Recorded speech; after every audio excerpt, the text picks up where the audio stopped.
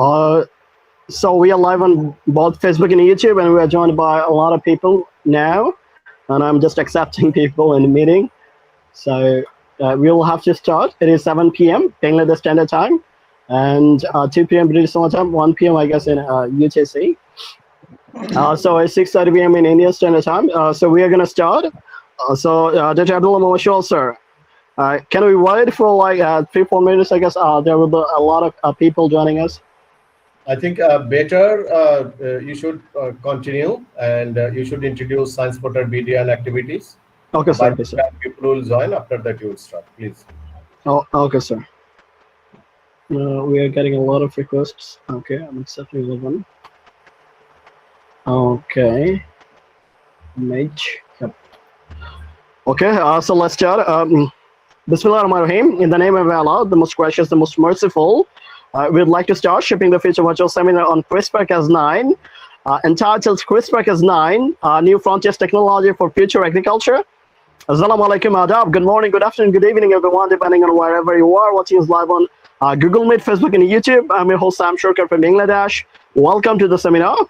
So there are 3 primary ways you can participate in today's event. The first, 80 registered people have joined us to the panel by Google Meet. Others are watching us live on Facebook and YouTube. So if you face any difficulties in one of the platforms, please consider trying another. For Facebook, please visit tiny.cc/SPB12, SPB13 for Facebook, or you can watch us live from Sainsbury Bangladesh's official Facebook page at fb.com/scienceportalbd. For YouTube, please visit tiny.cc/SPB12. You can find all the links at Sainsbury Bangladesh's official Facebook page at fb.com/scienceportalbd. Dear Google Meet attendees, please make sure to keep your video and microphone turned off other than the panel. And for panel, please make sure to mute your microphones other than the speaker so we do not get any background noises and participants have no difficulty understanding us. Dear attendees, please put on your headphones for the best ever experience. But still, if you face any difficulties whatsoever, please let us know in the comment sections. We'll try to fix them as soon as possible. First of all, I'd like to thank our partners and sponsors. Shipping the Future Virtual Seminar on CRISPR-Cas9 is brought to you by Sainsbury Bangladesh, sponsored by Cell Genetics and Plant Biotechnology Lab. Sainsbury Bangladesh is a scientific communication platform based in Bangladesh. Though we started locally, we have been successful to deliver the message of science to more than 150,000 people from more than 65 countries. We are hosting international seminars regularly, just like this one, with some of the best scientists in the world on cutting-edge technologies ranging from precise gene editing, algal biofuel production, speed breeding, vaccine development, plant metabolic pathway hacking, GM crops, to spirulina, the feed of the future, that are free and open for all. Our members are highly enthusiastic to explore and do science. We believe anyone can do science with the right skill set and knowledge. We do not know where the next biggest breakthrough is going to come from. That's why we're promoting frugal science, a brilliant philosophy that inspires the development and distribution of cost-effective, affordable scientific tools such as Foldscope, a powerful microscope that costs only 50 cents, but is as powerful as a laboratory microscope that anyone can use regardless of their educational backgrounds. We're trying to take science out from the laboratory to the streets, to the people, where it belongs. We strongly believe that science is for everyone in its true sense. That is why we are engaging with the people at the grassroots level to make them aware of the modern innovations, to meet the global challenge of climate change, renewable energy, green planet, and sustainable agriculture, public health issues.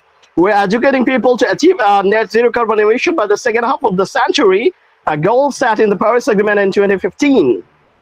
As you can guess, it is not possible for us to do all of these alone. We need your help. If you want to spread science in your community and be a part of Sainsbury Bangladesh, you are more than welcome to be a member, local ambassador, or perhaps a campus ambassador of this global family of change makers. If you're an individual with ideas or spreading, or perhaps want to share your research with a global audience, feel free to mail us at speakers@scienceportalbd.com. If you're an organization striving for the same goals as we are, please feel free to reach out to us at info@scienceportalbd.com. We're open to collaboration with other interested groups and people who are striving for a common goal from all around the world. This has been our 9th international initiative. Our very first seminar was on genome editing, entitled The Basics of Genome Editing What, Why, and How by Dr. Kutubin Alimullah. In fact, Dr. Mullah is with us today. We are going to have a great time together. Thank you, Dr. Mullah, for being here today. And our second seminar was on the production of fourth generation biofuels, entitled Microalgal Self-Activity, the fourth generation perspective for industrial biofuels by Dr. Bangabandhu, followed by another successful one on speed breeding technology entitled Speed Breeding Crops to Feed 10 Billion by Dr. Lee Hickey, followed by another successful one on vaccine development entitled Virus-like Particle Vaccines Made in East Against Polio and Emerging Diseases, which is covered by Professor Dr. Nicola de Stonehouse, fellow of both the Royal Society of Biology Nurse and the Transit Expression for Vaccine Production Plans by BBSR's Innovator of the Year 2012, Professor Dr. George Lomonosov. Our fifth seminar was on hacking plants, entitled Hacking of Plant Metabolic Pathway for the Biosynthesis of Human Therapeutic Proteins by Dr. Sheikh, followed by another successful one on GM crops entitled The Next Generation of GM Crops to Address Public Health by Chief Practice Scientist Dr. Russell Rinke and Dr. Ines Lamet, followed by another successful one on The Feed of the Future entitled Spirulina, The Feed of the Future by Dr. Bijoy Chade and Mr. Rohit Shankar Mane. Our very last seminar was on the development of COVID-19 vaccines by Dr. Kathleen Heffron, scientist at Cornell University, and Dr. Kandakar Mehdi Akram, a research associate at the University of Sheffield. All of them were highly praised by the scientific community as well. You can watch the recorded video of the first 4 events on our Facebook page and our YouTube channel. The last 4 are in post-production, will be available on YouTube and Facebook within a couple of weeks. So stay tuned for that. If you want us to host more seminars like this one, then please make sure to like and follow our official Facebook page at fb.com/SciencePorterBD. Subscribe to our YouTube channel at tiny.cc/SPB_YouTube. And hit the notification bell icon to be the first to get the latest updates on our upcoming seminars. We are lucky to have Cell Genetics and Plant Biotechnology Lab as our sponsor for this event. If I talk a little bit about them, they are doing an incredible job in terms of research and are open to collaboration with other interested groups and entities from all around the world. I'd like to thank all the organizations that have cooperated fully throughout our promotion. I'd like to thank our university partners, content writers, translators, social media teams, streamers, and print media partners. And finally, I'd like to thank you, the audience. We were overwhelmed by your responses. We have received around 285 registrations from all around the world. Without your continued support, we couldn't be here today. It would not be possible without the active contribution of Sainsbury Bangladesh team. So a big round of applause for you guys as well. Without further ado, let's introduce you to our panel. Let's meet this event chair, Dr. Abdullah Mohammad Shoail, Professor of Biotechnology and Genetic Engineering at Jahangirnagar University, Bangladesh. Dr. Shoail is a respected authority in the field of biotechnology, but for those of you who don't know him, he is the director of Cell Genetics and Plant Biotechnology Lab that is well known for its high research output. He did his PhD in agricultural biotechnology from Chungbuk National University in South Korea. He had worked as a research collaborator for the International Rice Research Institute in the Philippines. He was awarded the prestigious DSPS postdoctoral fellowship. He had worked as a postdoctoral research associate at the Cell Genetics and Citrus Incredible Lab at the University of Florida. Dr. Shoail has published articles in many reputed international journals. And now, the attraction for tonight's event, we are delighted to have 2 of the world's leading experts, Dr. Sophien Kamoun, senior scientist at the Sainsbury Laboratory in the UK, and Professor Tofazzal Islam, Professor and Director of the Institute of Biotechnology and Genetic Engineering at Bangabandhu, Sheikh Mujibur Rahman Agricultural University. Welcome, both of you. If I talk a little bit about them, Sophien Kamoun grew up in Tunisia, where he developed a passion and curiosity about nature. He studied genetics in Paris and Davis, California, before working in Wageningen, Ohio, and Norwich, where he is currently a senior scientist at the Sainsbury Laboratory and professor of biology at the University of East Anglia. He is known for his seminal contributions to our understanding of plant diseases and plant immunity, having pioneered genomics and molecular biology methods to reveal fundamental insights into the biology and evolution of eukaryotic plant pathogens. His innovative work in plant pathology has resulted in new approaches to mitigate some of the world's most debilitating and serious diseases, crop diseases. Professor Kamoun has received many awards and recognitions, notably the Quaid Prize and Linnean Medal. He was elected to a fellow. He was elected as a fellow of the Royal Society of England in 2018. And Dr. Tofazzal Islam is a professor and founding director of the Institute of Biotechnology and Genetic Engineering at Bangabandhu Sheikh Mujibur Rahman Agricultural University in Bangladesh. He obtained his BSc in Agriculture and MSc in Agricultural Chemistry from Bangladesh Agricultural University, securing the first position in first class in both the cases in order of merit. He has made outstanding contribution to expand our understanding of how a phytopathogen locates its host and procedures infection mediated by the host-specific signals, especially by the signaling compounds. He discovered the activity and mode of actions of more than 60 novel secondary metabolites that inhibit the motility of geospores with the potential for controlling omycete phytopathogens. So, enough intro, let's dig in. Let me give you a rough overview of today's seminar. First, our speakers will talk about the potential use of CRISPR-Cas in agriculture. They will talk about the latest developments made in CRISPR-Cas technology, their scopes and limitation in great detail. They are also going to highlight the genetics of key traits like drought tolerance and disease resistance and how to exploit them using CRISPR-Cas9 to develop crops with improved traits. In the end, they'll address some of the ethical concerns and safety issues related to the use of this technology. Then our esteemed panelist, Dr. Bidin Alimilla, scientist at NRRI, that is National Rice Research Institute of India in Cuttack, and Dr. Burhanuddin, Associate Professor of Biochemistry and Molecular Biology at Jahangirnagar University, will give their remark on tonight's presentation. And then our event chair, Dr. Abdullah Mohammed Shalsa, will continue with his message. In the meantime, our team will collect your questions and we will go for a Q&A session shortly. So make sure to leave your questions in the comment sections of Google Meet, Facebook, and YouTube Live ahead of time. We are really grateful to all of you for being here today. It means a lot. Thanks to all of you once again. That's all from my end. Now I will request Dr. Tofazzal Islam, sir, founder director of the Institute of Biotechnology and Genetic Engineering at Bangabandhu Sheikh Mujibur Rahman Agricultural University in Bangladesh to power up his presentation. Dr. Tofazzal, sir. Excellent. So I am really outstanding introduction.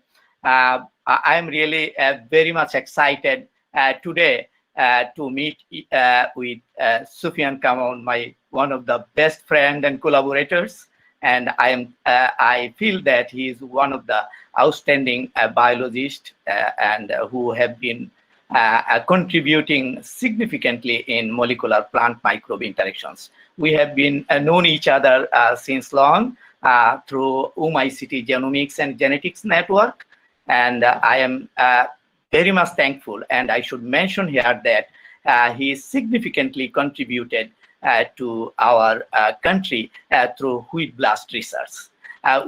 He practically first, knocked me to work on the genetic identity, determination of genetic identity and origin of the wheat blast when it first emerged as a devastating disease in 2016. So Sophien, congratulations. He amazingly supported us and visited Bangladesh for a week with another big scientist, Professor Nicholas Talbot. So Sophien's presence is really different today because Sophien has lots of fans, young fans in Bangladesh. Welcome to Sophien again, virtually to Bangladesh.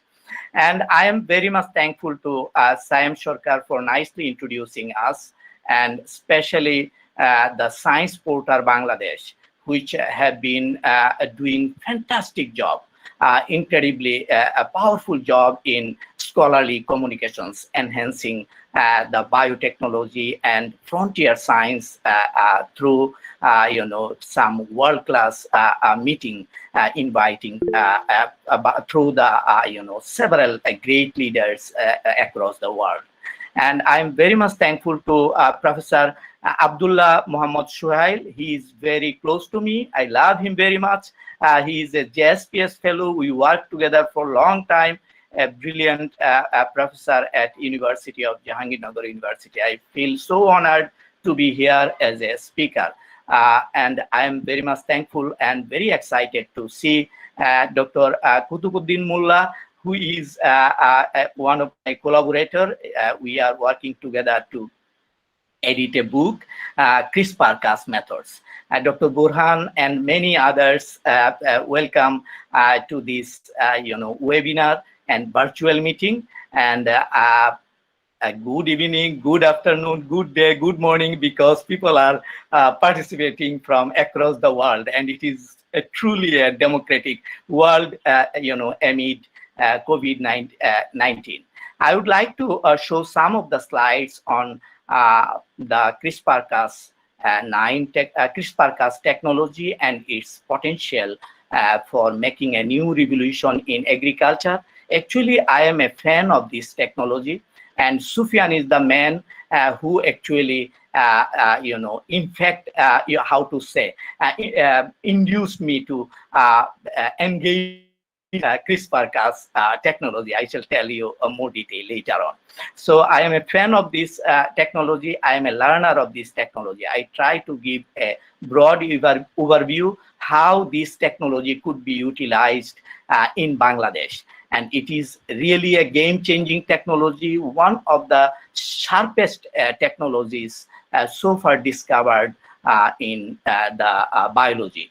It received the Nobel Prize in Chemistry. So I welcome all of you to my presentation. I am going to show you some of the slides that I prepared, and then we can discuss more. And obviously, if I miss anything, Sophien is there and he will cover everything, because Sophien is the first man who applied CRISPR-Cas technology in plant. I saw 3 papers published simultaneously in Nature Biotechnology, and Sophien was one of the team leaders.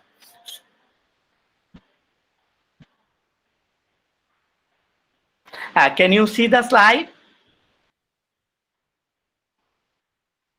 Yes, sir. We can see your slides. Okay, excellent. So my talk is CRISPR-Cas technology, a potential toolkit for future food security.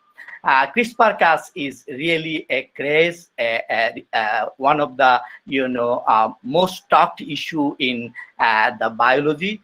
Bioediting, I can say it a toolkit, not only a technology, and food security is really a big challenging issue.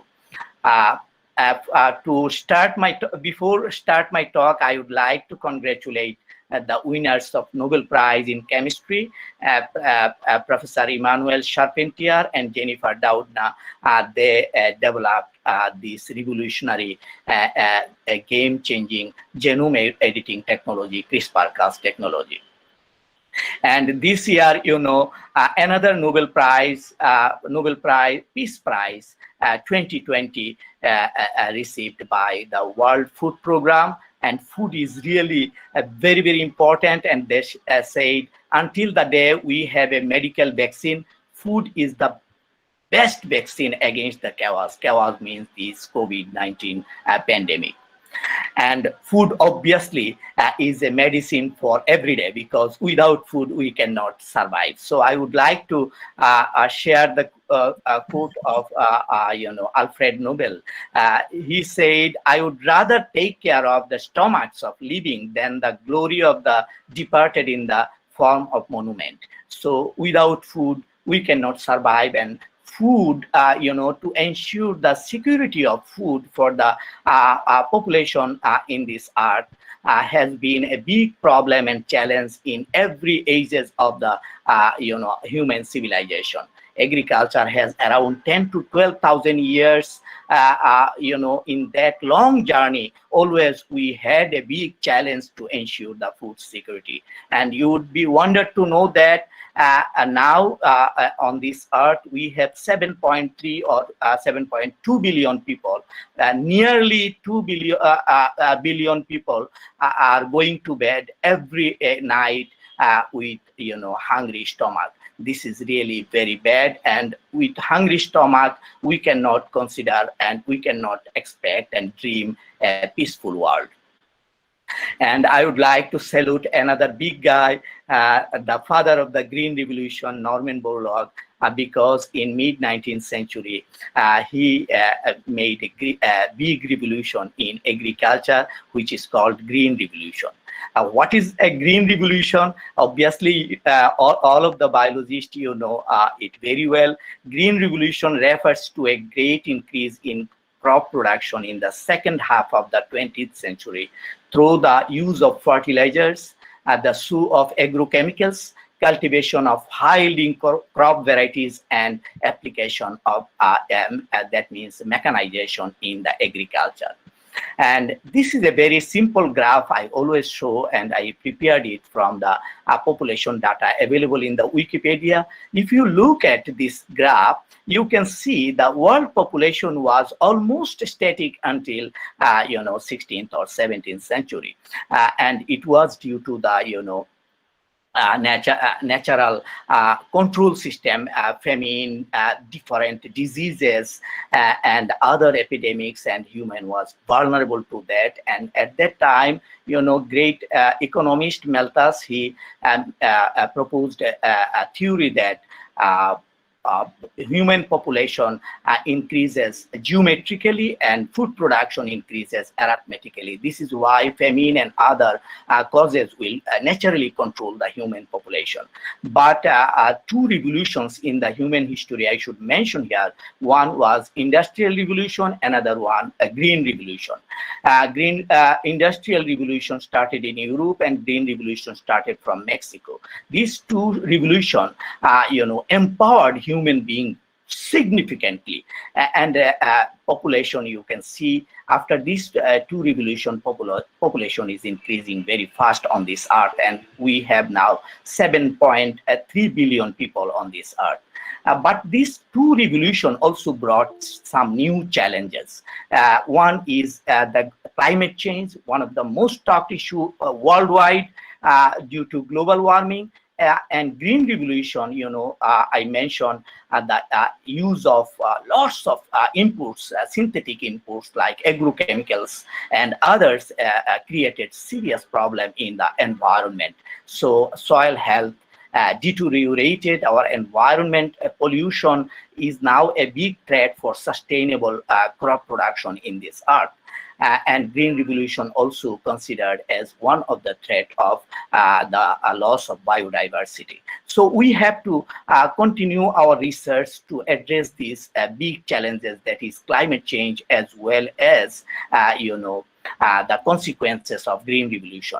One of the important points is that Green Revolution helped us to dramatically increase the food production. But the technology used in Green Revolution for increasing the food production, they are not responding now. Most of the crop food production is nearly at the plateau. So we need something new technology to address this challenge.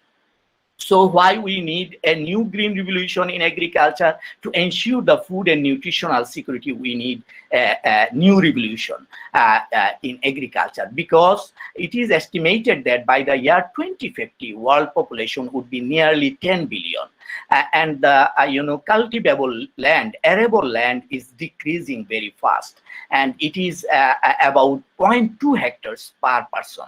Now the question is it possible to ensure the future food security by using 0.2 hectare land per person to feed the 10 billion people? It is really a formidable challenge. So it is really a big challenge, and this is why we have to work on it and apply the frontier technology to make a new Green Revolution. Another important point is that the United Nations organizations has set 17 goals to achieve by the year 2030, which is known as Sustainable Development Goals. Among 17 goals, 4 goals are directly related to agriculture. The first one, end of poverty for all. A large proportion of the people are working and their livelihood are associated with the agriculture, and most of the farmers worldwide, a large proportion are associated with the poverty. So agriculture is linked to it, and freedom from hunger, as I mentioned. 2 billion people every day, they are going to bed at night with hungry stomach. So this is the number 2 challenge we have to achieve by the 2030. And other challenges like sustainable ecosystem, sustainable consumption and production, they are also linked to the agriculture. This is why we need to make a new Green Revolution in agriculture to achieve the even sustainable development goals. Food security, this is a very big issue, and food is called medicine, as I mentioned. There are, what is food security? Food security has 4 pillars, like availability. Food is the supply of food adequate? Access, can people obtain the food they need? Utilization, do people have enough intake of nutrients? And stability, can people access food at all times? So these are the pillars associated with the food security, and to ensure the food security we have to ensure these 4 pillars, this is really a formidable and big challenge. Why food security is a challenging task? I should summarize here. To meet growing demand by 2050, a global increase in crop production 70 to 100% is required. That means from now to 2050, we have to increase our crop production nearly 100%. But our arable land is shrinking, and it is really a big challenge. Another big challenge is climate change, which poses a serious threat to the crop production through various biotic and abiotic stresses, like incidence and emergence of serious diseases like wheat blast, or a drought, salinity, heat stress, cold stress, lots of problems that are big threat for increasing the food production. The rate of increase of yields brought about by the last green revolution has been steadily declining. This is really another alarming issue. The conventional strategies used for crop breeding are laborious, time-consuming, and complicated. For example, to develop a disease-resistant crop variety, we need to work 10 to 15 years. But this is a too slow process, and we need a faster approach. So more effective and time-saving breeding methods are required. Food security status, if I share with you in Bangladesh, because many of the participants in this webinar from Bangladesh. Bangladesh has tremendous success in food security, achieving the food security. We are nearly self-sufficient in our cereal production, but demand for food is continually increasing due to population growth. Our population growth is now 1.8% per year. And the country needs to produce more food to feed more than 2 million people that are added to the population every year, and would reach to 230 to 250 million in 2050. So this huge number of population, if we want to feed them, ensure the food security, we have to work very hard, because our land is decreasing. Most vulnerable, Bangladesh is considered most vulnerable nation on the earth to this problem, and ranked 6th on the global climate risk index 2017. That means Bangladesh is most vulnerable to climate change, and our land is very limited, and the quality of soil is heavily deteriorated due to the mining of minerals by cultivating 3 crops per year from a land. So there are some recognized major challenges associated with profitable and sustainable crop production, because our government targeted to make agriculture profitable and make agriculture sustainable for feeding the growing population of the country. But emergence of diseases and insect pests are one of the biggest challenges. For example, wheat blast, which appeared or emerged in Bangladesh in 2016, and it remarkably reduced the wheat production in the country, and Bangladesh is now 5th highest wheat importing country. Rice blast every year devastate huge amount of rice crop in our country, and our agriculture is has heavy reliance on chemical inputs such as fertilizer, water, and pesticides. This is why input cost is very high, and agriculture is no more profitable, especially in rice and other crop production. And it is a big challenge. This is why government set to make agriculture profitable. Sustainable. And extreme climate change enhances soil salinity, alkalinity, drought, heat, cold stress, and high incidence of pest and deficiency of soil micronutrients, poor elasticity in increasing desired yield, and explosion of human population, degradation of environment, and increasing scarcity of cultivable land. These are the recognized, nationally recognized challenges already specified by the government. So we have to address all these challenges by using smart or technology, and to make our agriculture as a smart agriculture. How can we make it? We need to use technology aided agriculture that minimizes the impact of climate change, breeding for adaptation to biotic and abiotic stresses.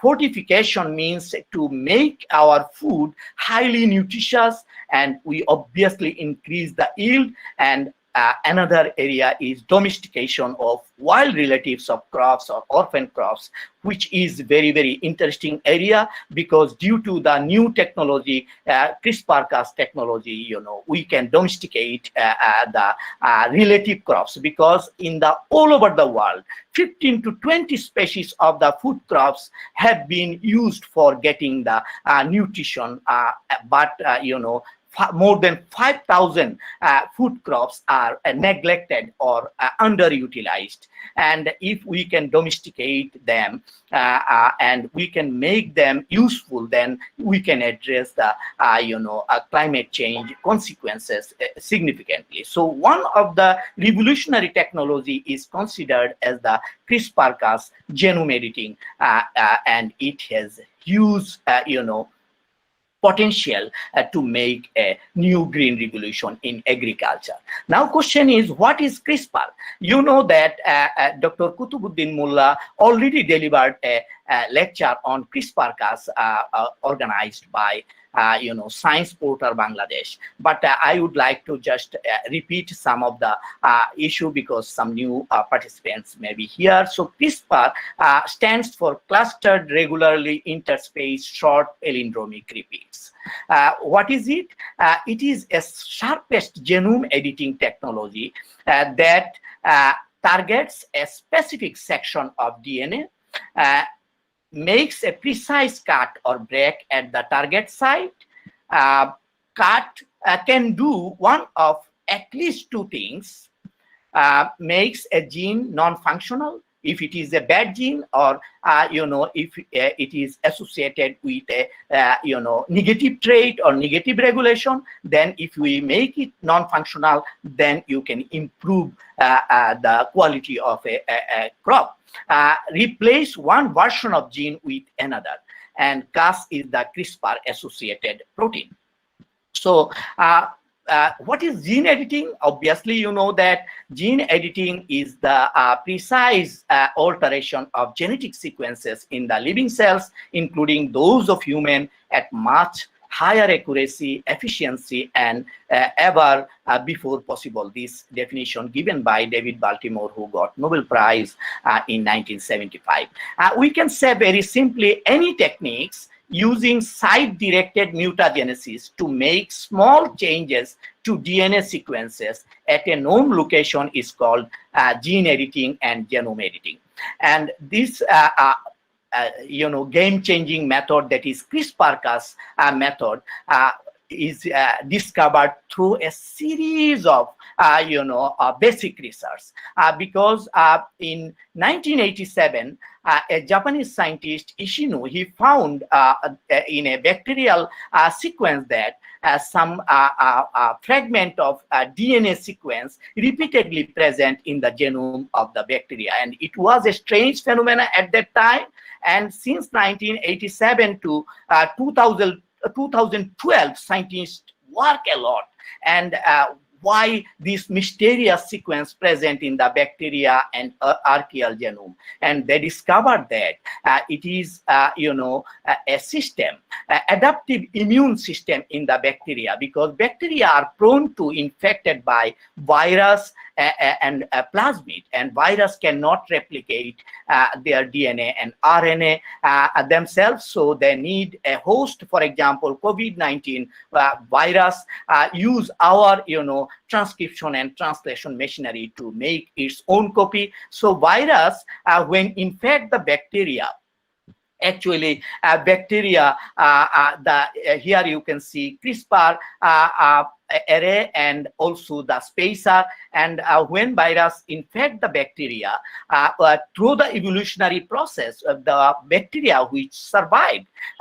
they cut a small piece of DNA from the bacteria virus, invading virus, and put into their genome, so that they can recognize same virus when they infect by associated with the Cas protein, that is CRISPR RNA translated protein, and it is like a molecular scissor and cut the known DNA, because it contains the memory. So in the sequence, bacterial sequence, lots of such sequence are present there. So it can cut the virus and make them ineffective and cannot allow them to infect again and use their transcription and translation machinery for making copy. So CRISPR-Cas is a naturally derived molecular scissor, and scientists, especially Jennifer and Emmanuel, when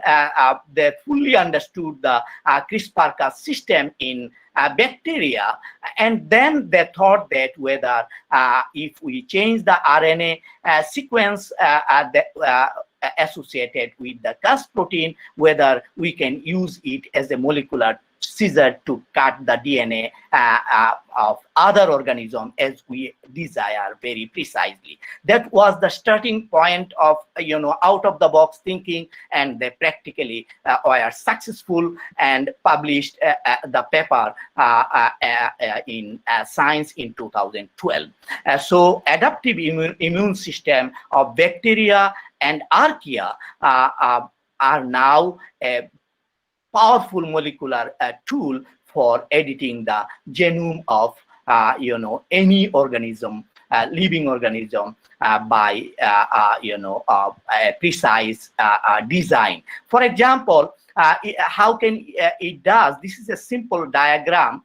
You can see here Cas9, and you can design a guide RNA considering the target sequence of the gene you want to edit, and then this guide RNA and Cas guide RNA, find the specific location in the DNA, and Cas9 or any other Cas system can cut the double strand of the DNA. And this double strand break, once it happens, then DNA has own internal repairing mechanism to repair this cut, this double strand break. And there is two pathway already scientists discovered. One is non-homologous end joining repair pathway. Another is homology directed recombination pathway. So naturally what happened, if any damage taken place in the DNA of any living organism due to any carcinogen or radiation, or even by the CRISPR-Cas system, immediately DNA repair it, and during repair some mutation taken place. That means some nucleotide removed the DNA repair mechanism, not exactly the previous DNA, so it has a small indel mutation. For example, one nucleotide is changed, and if you design double guide RNA, you can cut different places, you can delete a gene, and or if you put a donor DNA in the cut position, you can insert a desired DNA in the DNA sequence of your target organism. Similarly, in case of homology directed recombination, after a double strand break, you can put desired the donor DNA with ends homologous to the this double strand, so that it can fill up and gene insertion or replacement can be taken place, because you can change the sequence, only keep the end homologous to the cut DNA. So this is the way you can edit targeted DNA very precisely. And Sophien, as I mentioned, he was one of the champion in application of CRISPR-Cas method for the first time in 2013, because 2012 the first paper, the method was published in Science, and he published in Nature Biotechnology. Two other groups also published plant genome editing, their result in the Nature Biology in the same issue. There are lots of diversities after that discovery, lots of diversities, as well as technological advancement have been taken place in the genome editing by the use of CRISPR-Cas technology. Here I took the image from Sophien's one review article. Here you can see how it does very nice illustration. So a single mutation can be taken place, a classical one, and you can cut designing two guide RNA. You can excise the fragment of DNA and remove it from the DNA, or if you put a donor DNA, you can add it. So lots of options are now we have available. Donor repair template. That means if you want to change the DNA sequence, so what you can do by donor repair template in homologous end joining, you can do like that way, as illustrated here. Dr. Kutubuddin Mullah, he has been working on editing the base. So single base editing can also be possible. For example, CG can be changed into TA. So by using cytidinase, deaminase with NCAS, Nikkei's Cas9, fusion with guide RNA design, you can do it. Even multiple base you can edit, and lots of advancement have been taken place. You can do much more precise multinucleotide deletion can be also possible without double strand break by using the prime editing. Prime editing is the most advanced one, so you can do more precisely, more accurately, more faster the gene editing, and you can do it in any other cell. In case of plant, stacking beneficial alleles, for example, by using CRISPR-Cas homology directed recombination, diffused beneficial alleles, you can edit and you can stack beneficial alleles in the chromosome. Here you can see. So it can also be done for making a robust change. So these are the principles. Another issue is associated with the CRISPR-Cas genome editing technology application in plant cell is how can we deliver the CRISPR-Cas reagents inside the plant cell, because plant cell cell wall is a very thick cellulose containing structure, and in that case it is a bit challenging. There are several methodical advancement already been developed by different scientists. For example, biolistic bombardment, nanoparticles, or agrobacterium, classical one, tumefaciens mediated one, polyethylene glycol, or antiviral RNA. Through these processes, you can inject the CRISPR-Cas system into the interior of the cell for the genome editing. So it has significantly been advanced. And in the most of the journal, in the method, protocols are written in very briefly. So if any essential step is missing, then it is difficult to reproduce. This is why we took an initiative to publish a book, CRISPR-Cas methods. And first issue is now online, and second issue is now on the pipeline. So CRISPR-Cas, actually first CRISPR, at that time it was not a CRISPR. It was just a strange, segment of DNA repeatedly observed in the chromosome, in the DNA genome of a bacterium by Japanese scientists. Until now, it traveled a lot. And from 1987 to 2012, scientists made a big breakthrough, basic research translated into a technology, CRISPR-Cas9 technology by Jennifer and Emmanuel and some other groups also. And later, it has significantly, incredibly faster moved to the practical application. This year Nobel Prize recognized that such a fast-moving subject. And CRISPR is obviously unique because it derived from a natural process found in bacteria to protect themselves from the pathogens like fuzz or plasmid, targets genes for editing or regulating, and it is comparable to Photoshop.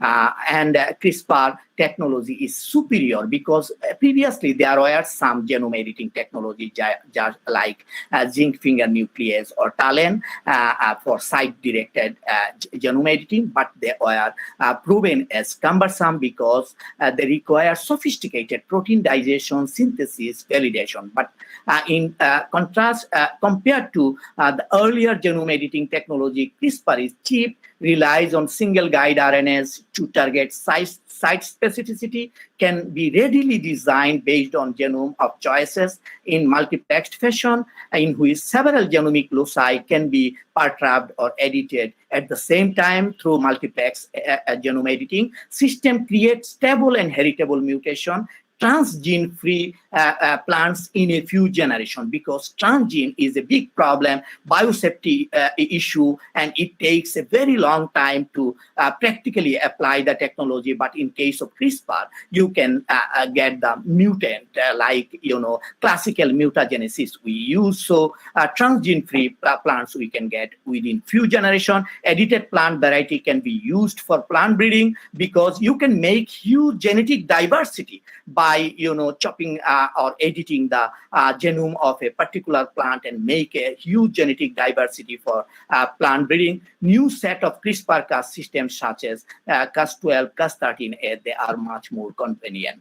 So future of CRISPR-Cas, it is Jennifer and Emmanuel, they propose like that way. It can be used in human gene therapy, agriculture, crops, animal, synthetic biology, pathway of engineering, programmable RNA targeting, screening for drug target, ecological vector control like mosquito sterilization, viral gene disruption, pathogen gene disruption, diagnosis of the pathogen, and much more, because it is a powerful bioediting.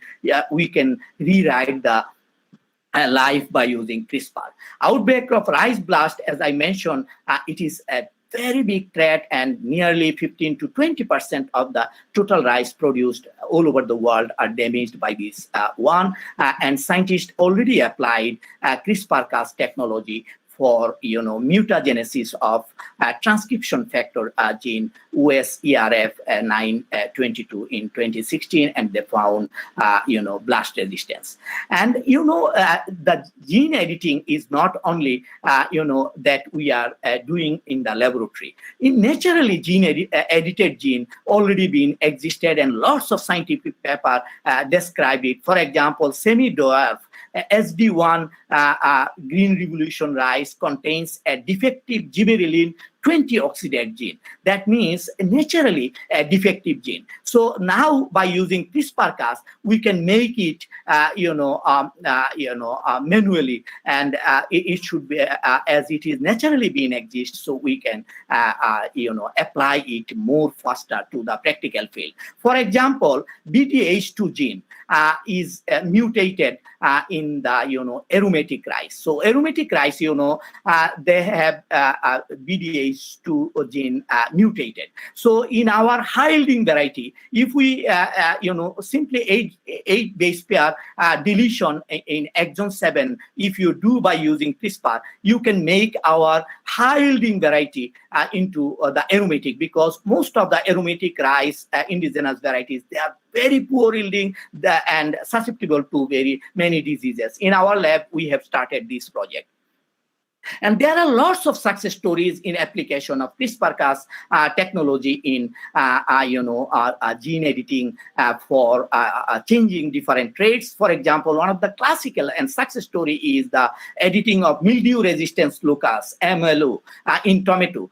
You see, just deletion of these 48 to 49 base pair resulted in immune plant, and in the transformant there is no trace of tDNA or any other transgene.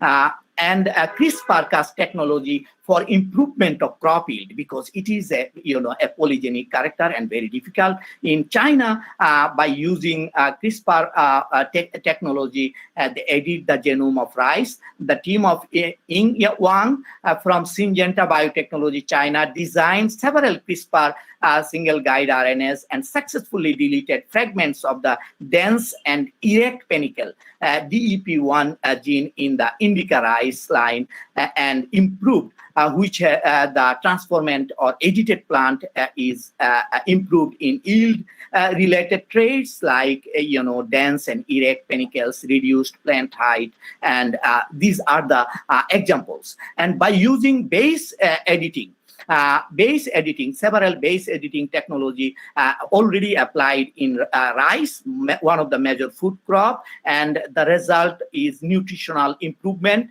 herbicide resistance, enhanced nitrogen use efficiency, because we spend huge money for feeding the plant, urea and other nitrogenous fertilizer. So nitrogen use efficiency, if we can increase by using gene editing, we can save huge money and obviously reduce the environmental pollution, regulates cell senescence and death. So these are the success stories. Lots of success stories are available. One of the fascinating success story is the domestication of wild tomatoes, to the the modern one, and through the evolutionary process, breeding process over 10,000 years, wild tomato changed into the highly productive our cultivated tomato. Scientists identified what are the genes domesticated, and they introduced all the genes into the genome of the wild tomato. And they found that, surprisingly, the edited plant is just like the domesticated one. In addition, they found that the traits, retention, biotic and abiotic stress tolerance, the properties in the wild, counterparts, that is wild tomato, retain here, which is very, very useful for, fighting against the climate change. So this is a new area, multiplex genome editing technology can use wild or neglected, or orphan crop plants to domesticated into the de novo process. There are lots of other examples for, editing plants to improve resistance against the pest pathogens, as well as against the different abiotic stresses in many plants. I am not going one by one because I am excited to listen the talk from Sophia. Now you may be asked a question: is it still only in the laboratory, the CRISPR-Cas genome editing in the plant? No, it has been progressed significantly, and some of the products are now in the field. For example, soybean, disruption of DRB2A and DRB2B genes for drought and salt tolerance edited in soybean, and it received the green pass from the USDA for practical application in USA. Similarly, camelina, which is a oil producing crop, and editing of undisclosed gene is not disclosed for increased oil content. It is also released in the practical field. Several others, similarly, waxycorn, very high content of amylopectin, which is achieved by inactivating endogenous waxy gene, WX1, that encodes a granule-bound starch synthase catalyzing production of amylose. So DuPont pioneer in USA, they developed, gene-edited waxycorn, and it has already been released in the field. And Dr. Kutubuddin Mullah, who is now panel discussant, his supervisor at Pennsylvania State University, developed anti-browning, white button mushroom. When you cut it, browning is a problem. So anti-browning mushroom, by knocking out a gene associated with the phenol oxidase, polyphenol oxidase, resulted no browning, and it is also received the green pass for cultivation. That means CRISPR-Cas gene-edited product are now in the real life. And in our case, in Bangladesh, I really excited from the proposal from Sophien Kamoun to use CRISPR-Cas gene editing technology to fight against a new enemy, wheat blast, which devastated 15,000 hectares of wheat in Bangladesh in 2016. Yield loss was up to 100%, and it is a terrible disease which has been in South America since 1985, but other continents are free. And in collaboration with Sophien Kamoun, we first, within weeks, by using field pathogenomics, we, determine the genetic identity and origin of the wheat blast. Here you can see 31 researchers from 4 continents participated, and it was actually, the idea was a brainchild of Professor Sophien, who will deliver a talk very soon. And this paper already cited 181 times, and it was a big news because without any funding, without any project, how international scientists, work in a concerted manner, and we were able to, Sophien's leadership is amazing. I received a fantastic support from him to organize all these people to make this breakthrough within weeks. And then we decided, how can we solve this problem?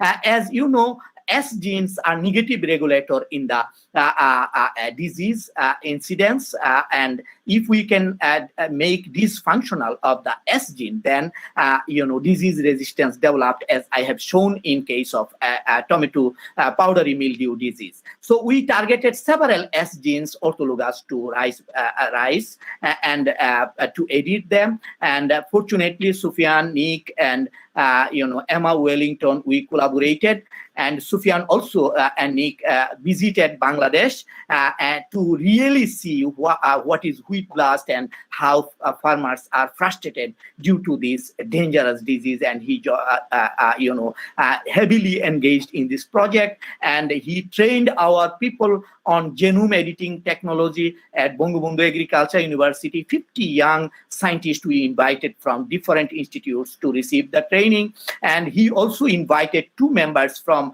my team, and they were Mahmoud and Sanjoy. They worked 4 months in his lab, and they received fantastic training. And we also received a very nice international collaboration from Pankaj Bhaumik, as he developed a very nice tool for transformation of wheat, because wheat is a hexaploid crop, and editing of wheat is or genetic engineering of wheat is very complicated.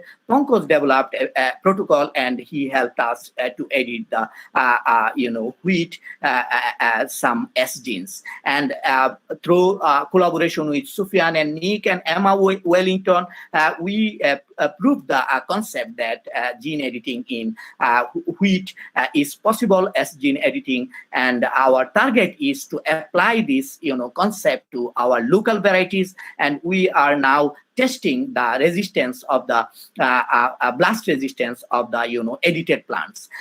Unfortunately, in the laboratory, we found some moderately resistant, not like a dramatic resistance in case of powdery mildew in the tomato. So that idea, when we participated in an international competition, we proposed that genome editing of wheat could be useful for developing blast resistant wheat variety in Bangladesh. That idea contest, our team was champion and received Islamic Development Bank prize in 2018.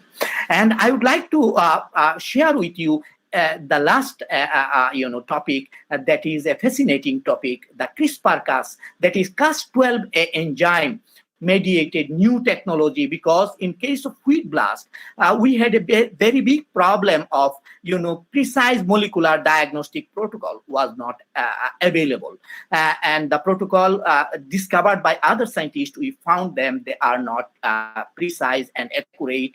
And in collaboration with Ohio State University Professor Guliang Wang, USDS scientist, and Chinese Academy of Scientists, we were able to find two segments of DNA in the wheat blast genome.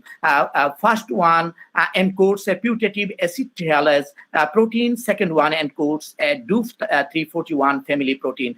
They are unique and not present in any other blast fungus. So we designed primer, and we found that it is very specific for diagnosis of wheat blast. But PCR, we cannot make it affordable and available in the quarantine system as well as in the farmers level. This is why what we did, we published this paper in Engineering recently during coronavirus. We used the Cas12a and guide RNA, because as we know the specific sequence of the in the DNA of wheat blast fungus, so we designed a protocol to make a very convenient and rapid technique to detect the wheat blast. Or Sherlock method developed by Feng Zhang for detection of coronavirus. Similar method we used because guide RNA can detect that a DNA sequence, and Cas12 enzyme can cause hydrolysis. And here you can see this strip, if you put into the infected sample in the buffer solution, and then Cas12 enzyme cut the that DNA and cause lysis, and you cannot find the band, and it is the positive. So in case of others, they are negative or uncertain. So this, as wheat is number one exporting and importing food crop, so it can be used in the quarantine all over the world as well as in the farmers field, and we can now detect wheat blast within 30 minutes. We validated this method in the field samples also. So this is an amazing application of CRISPR-Cas system in addressing detecting a pathogen, and it can be used to detect any other organisms. So I'm at the end of my talk. CRISPR-Cas mutants basically indistinguishable from spontaneous mutants or from mutants induced by chemical or radiation when lacking the transgene construct. So in this case, it should not be required to pass through all the strict biosafety guidelines. But in case of Europe, still plant products from mutagenesis specifically exempted from EU GM regulation if it is done by chemical mutagenesis, which is not specific or radiation. But in case of CRISPR-Cas, they do not consider it as the mutagenesis product, he has to follow the GM regulation. In many crops, cultivars from mutagenesis, wheat and others now worldwide cultivated even in Bangladesh without any biosafety, because BINA, Bangladesh Institute of Nuclear Agriculture, they're using the gamma radiation, and lots of varieties they discovered, and they are now in the field. But if you do precisely a single mutagenesis, and now if it is required to pass through a long biosafety procedure, then it is problematic. Transgene-free CRISPR-edited crops are outside of GM regulation in Japan. Japan is a very critical country, you know, a very stringent their system, but even though they realize that transgene-free CRISPR-edited crop should get the, you know, direct practical application. And US, Canada, they also approved. But other countries, they are waiting. In Bangladesh, we have no law yet been formulated. I am a National Core Committee member of crop biotechnology. I am advocating to make a law like Japan or USA. I would like to show you a recent publication. Here you see in Nature, Fusarium head blight is a big problem. It is published in May 2020. Here you see from a fungus, a gene, FHB, through horizontal transfer moved to a germplasm of wheat. And if you use this germplasm in classical breeding and transfer the gene to the high-yielding variety, then it is non-GM, exempt from the regulation. But if you clone this gene and if you introduce it very precisely by using gene editing or agrobacterium-mediated transformation, then it is GM. And this is really a big problem, but this gene is very, very useful in reducing the, mycotoxin as well as the control of Fusarium head blight in the wheat, and that one is also a big disease. So my concluding remark is the world population is expected to increase about 10 billion by the year 2050. The CRISPR-Cas system became a gold standard revolutionary method for breeding smart crop for resiliency in climate change. And CRISPR-Cas toolkit, I want to say it toolkit because it is simple, efficient, a versatile revolutionary technology for investigating plant biology. It would be a very powerful, and it is a very powerful technology to dissect and understand the mystery of life, not only plant life, as well as doing precision breeding and creating genetic diversity in plants. We foresee that the application of CRISPR-Cas technology in various crops revolutionize agriculture in a new green revolution to ensure food and nutritional security of the ever-increasing world population. And I expect that this technology would be a big, impact in our biology, and every laboratory like PCR, we shall in future we shall have this technology in our hand. But what we need to do in our curricula, especially in university biology course, as well as under our school level, high school level, we need to introduce this technology to make, to generate young generation future scientists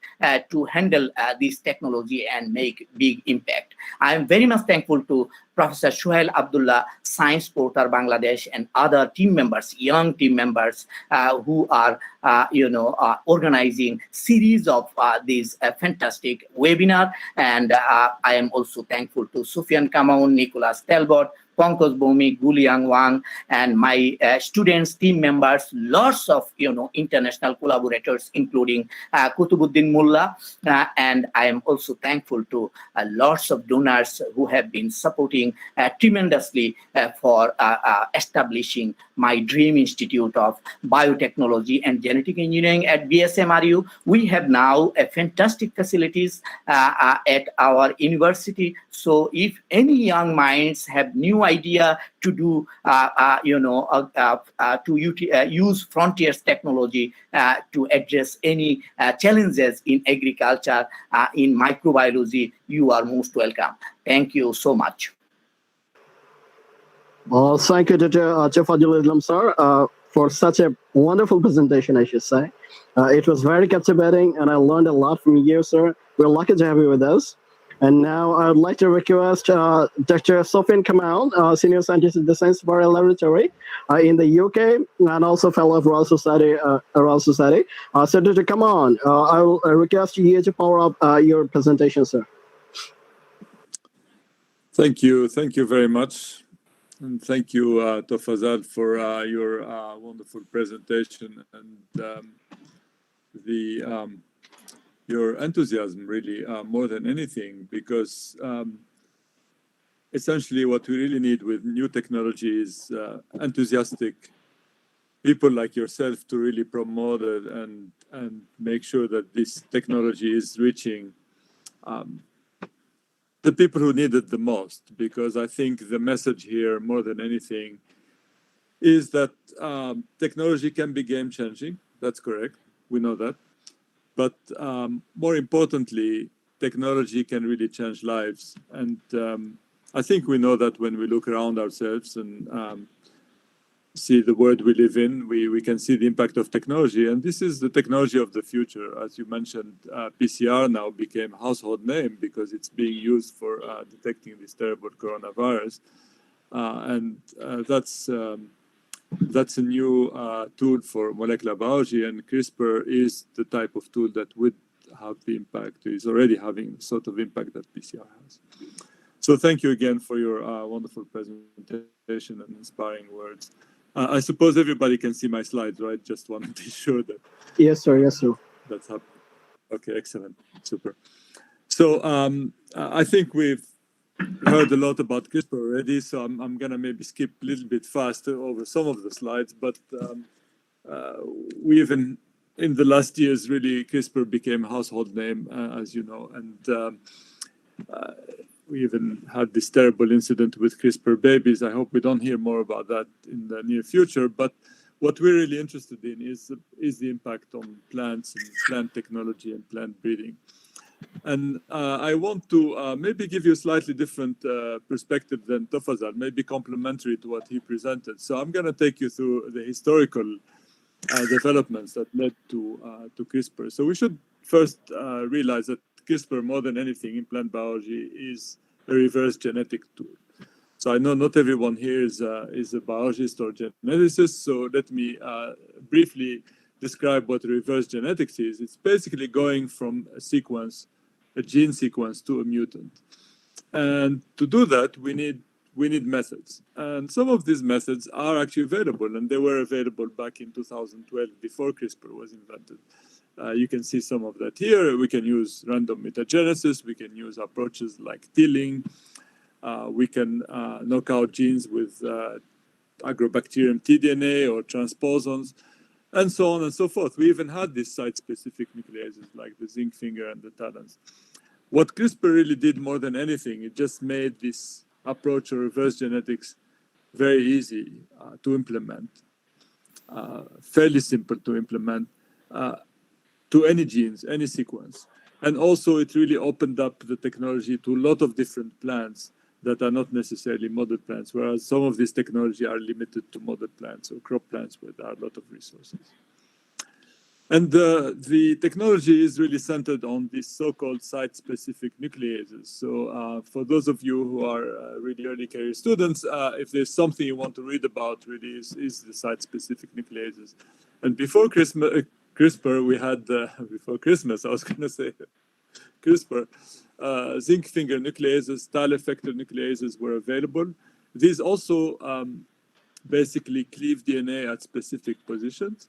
They are programmable, but programming them is difficult because you have to basically make a new protein every time you want to target new sequence. And that's tedious, expensive, and slow, and not always very precise as with the zinc finger nucleases. So CRISPR came because it was easy, because the specificity of where the scissors are going to cut in the genome is not provided by the protein, by the Cas9 protein or other Cas proteins these days, but by an RNA, the so-called small guide RNA or sgRNA.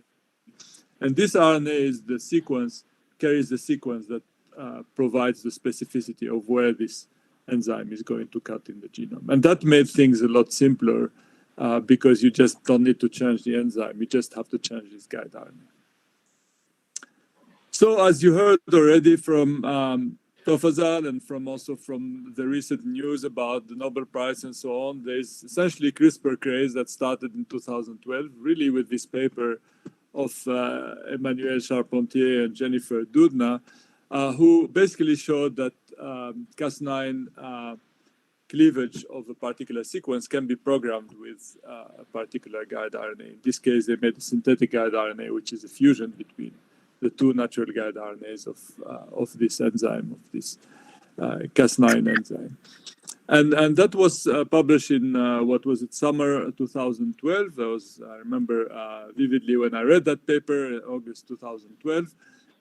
And it influenced a lot of us to really ask the question, can we apply this programmable system to create cuts in the genome of the systems we study, of the organisms we study? And it didn't take very long. It was really early January 2013 before the first examples, the first papers of using the CRISPR system, CRISPR-Cas9 system to essentially cause targeted mutations in human genomes, in this case, were published. And then there was a whole flurry of papers basically showing that this system can be used in pretty much any organism, including plants, as Tofazzal mentioned. There was actually 3 papers that were published in Nature Biotech, but there was also additional paper around the same time that came out. And so that CRISPR craze really started infecting plant scientists in a year after the Doudna-Charpentier paper around in summer 2013. So what can we do with CRISPR in plants? I know that this is a broad audience, so I don't want to get too technical, but I decided that I should highlight some of the articles for the students who want to learn more. So I really encourage you to read this wonderful article by one of the leaders of the field, by Kaisha Gao and her. Kaisha is a pioneer of gene editing before the CRISPR system and runs a very active and dynamic research group in the Chinese Academy of Science in Beijing. And I really recommend her work and her papers. But here it basically summarizes this figure from her review article, summarizes the different applications of the CRISPR technology to plant biology. So we can knock out genes. This is the easiest thing we can do. We can basically target a gene in the genome, any gene, and basically take it out of action, if you like, by deleting it or creating mutations that are make that gene non-functional.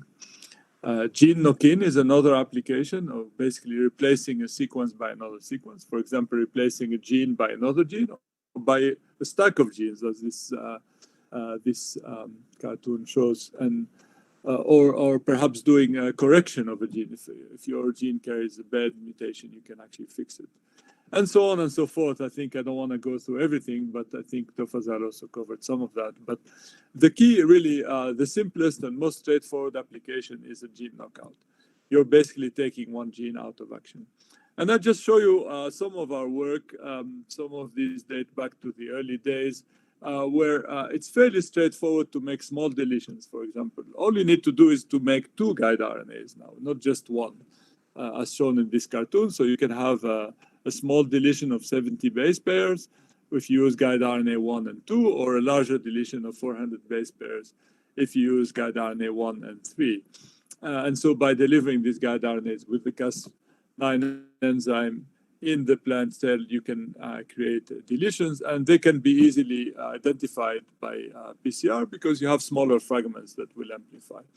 And then, as you can see here in the cartoons, by sequencing, you can see that the top sequence is the wild type sequence, the normal sequence of this plant, and then below that you have these various deletion mutations of about 70, 75 base pair deletions. It's also possible to make big deletions, even very big ones. So what I showed you there was a deletion of maybe tens or hundreds of base pairs, but we can make actually deletions of thousands of base pairs or tens of thousands of base pairs.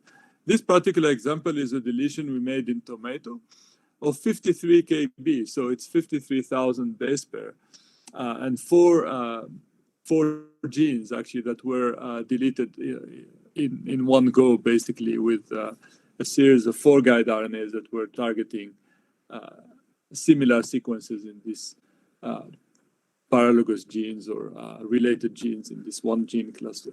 This happens at extremely low frequency, and we were fortunate, in fact, to recover this particular mutant. But it does happen.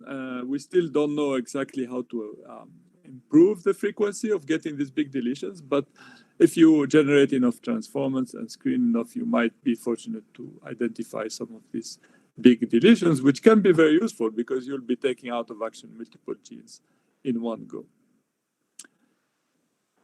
Okay, so now I'm sure all of you are wondering, how do we do this? How do we deliver this CRISPR technology in plants? And also, especially in Bangladesh, in India, and any other countries, there's a lot of interest in applying this technology. So I thought I'll have a slide here on basically the steps required to perform CRISPR from A to Z and perform CRISPR in plants.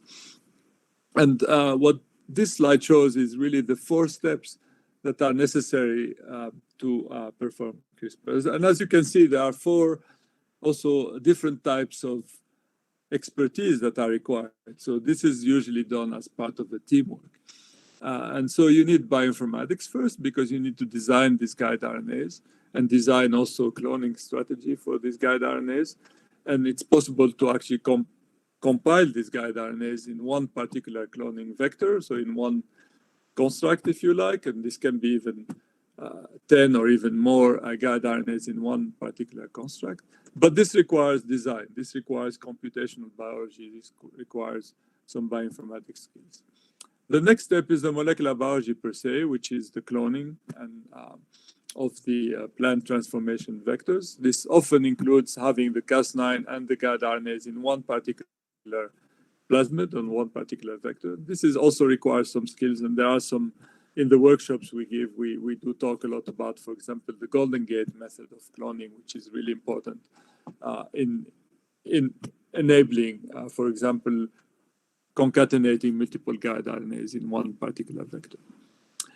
Step 3 requires, again, totally different type of expertise, because step 3 is about plant transformation, and that often requires skills and access also to the right facilities and equipment to perform plant tissue culture and plant transformation. And in my view, this step is actually often one of the most difficult one to bring to a lab, because it does require fairly heavy investment in terms of facilities and in terms of clean rooms and so on and so forth. Also, in many cases, for many crops, especially the orphan crops, the crops that are not very well studied, and maybe some of these emerging crops, we don't actually have methods and protocols for plant transformation, for transforming them. So I do feel that plant transformation, tissue culture is really an area where we need to make a lot of development, especially as targeted to developing countries. Also, in other cases, that the crop may be transformable, but the varieties of interest in a given country may not be transformable, and you do want to introduce your mutations in that particular variety of interest, a local variety that is already adapted to the conditions of the country. And finally, the last step is genotyping, where you want to identify the mutations you introduced. And the genotyping can be done by PCR, but can also be done by sequencing. And this also can be tricky if you're talking, for example, about plants like wheat, where you have 6 basically copies of every gene, because wheat is a hexaploid. And then on top of that, many of the genes you might be interested in could be present in multiple copies. So it becomes quite complicated to genotype and so on.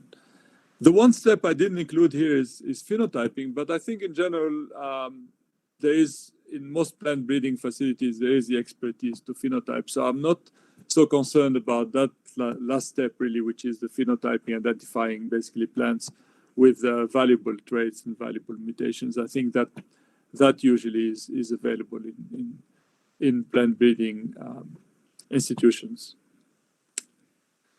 Okay, so this is again a slide from a figure from Kaisha Gao's review where they summarize the different methods of plant transformation, and this actually gives you an idea of the fact that there are multiple technologies. This can be done through particle bombardment, for example, or through agrobacterium mediated transformation, and this can be done with the Cas9 enzyme already in complex with the guide RNA, or it can be done with a fragment that is expressing all these this system. So there are multiple variations on this, but again, I do feel that this particular step of plant transformation deserves a lot of attention and a lot of investment. I feel that that's really the weak point in delivering this technology to many places.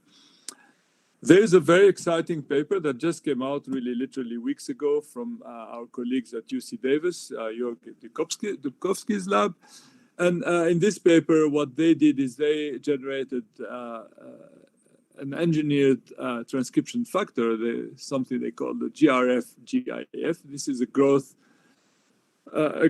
factor, essentially plant growth factor. And they showed that when they combine this GRF-GIF chimeric protein with transformation, they have massive increase in regeneration frequency of plants after transformation. In particular, in wheat, this has a massive impact. And this is really applicable to the CRISPR technology because this can be combined, this construct can be combined together with the CRISPR system and therefore at the same time provide the gene editing, but at the same time also increase the frequency of regeneration of transgenic plants. And I think this is really important because this is again addressing that weak link in the CRISPR pipeline, and hopefully this technology will have a wide impact both on engineering bioediting of wheat, but also of other crops, and especially recalcitrant cultivars adapted to local environments in developing countries.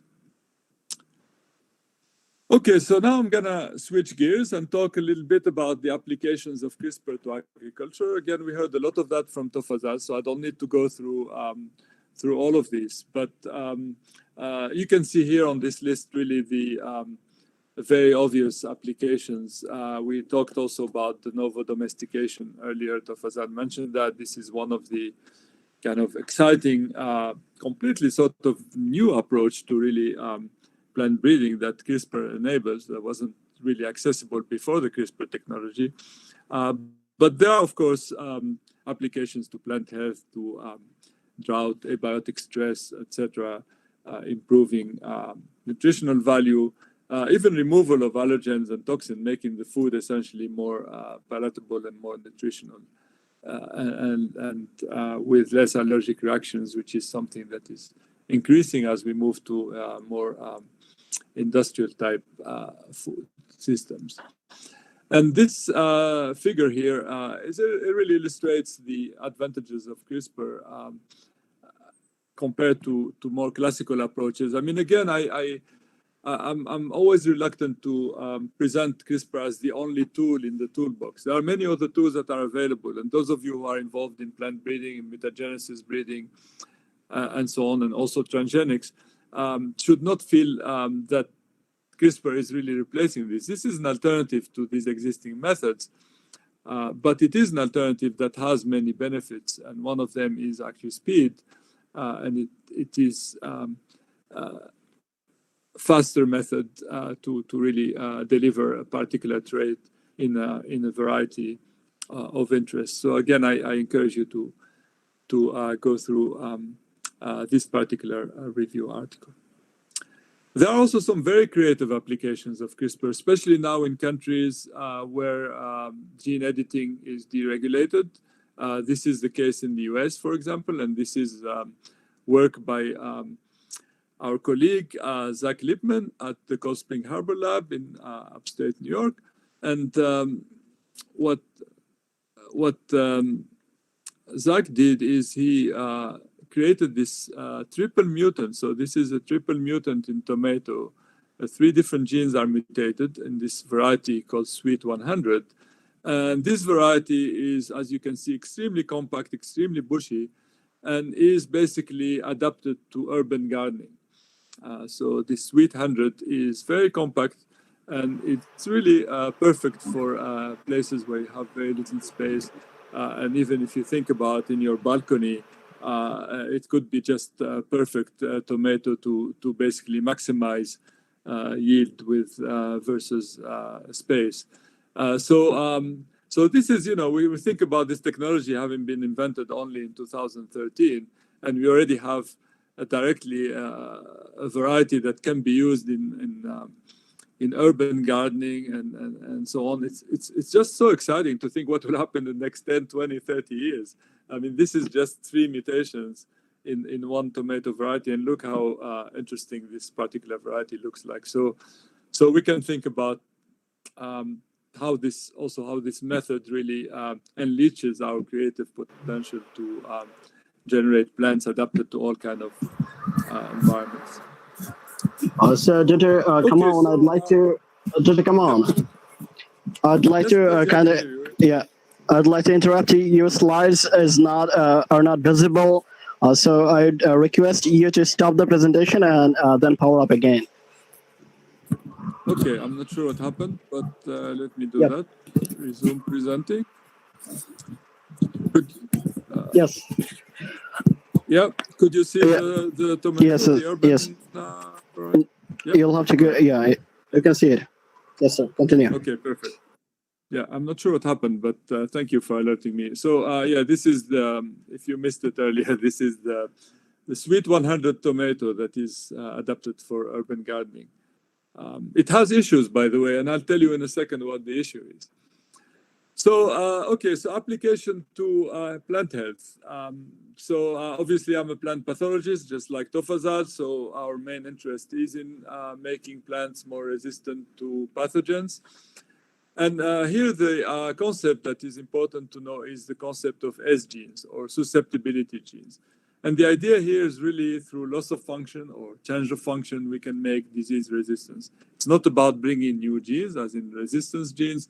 It's really about perturbing some of the existing genes that are important for a pathogen to establish itself and cause disease.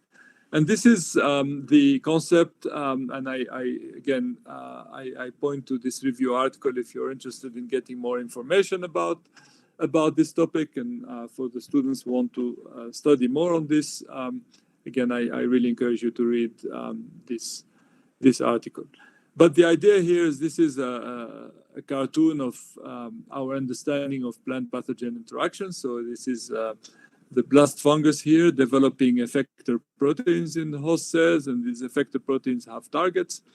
And these effector targets are essentially host proteins, host molecules that are important for the pathogen to establish itself. So if you take those out, the pathogen will struggle to cause disease. It's almost as if you take, if the pathogen has a key and you take the key lock, or you take the key hole from the door, then the key would not work anymore, and then essentially the pathogen will struggle to really enter through that door. So that's one type of essentially of S gene, can be the product of the targets of these pathogen effectors.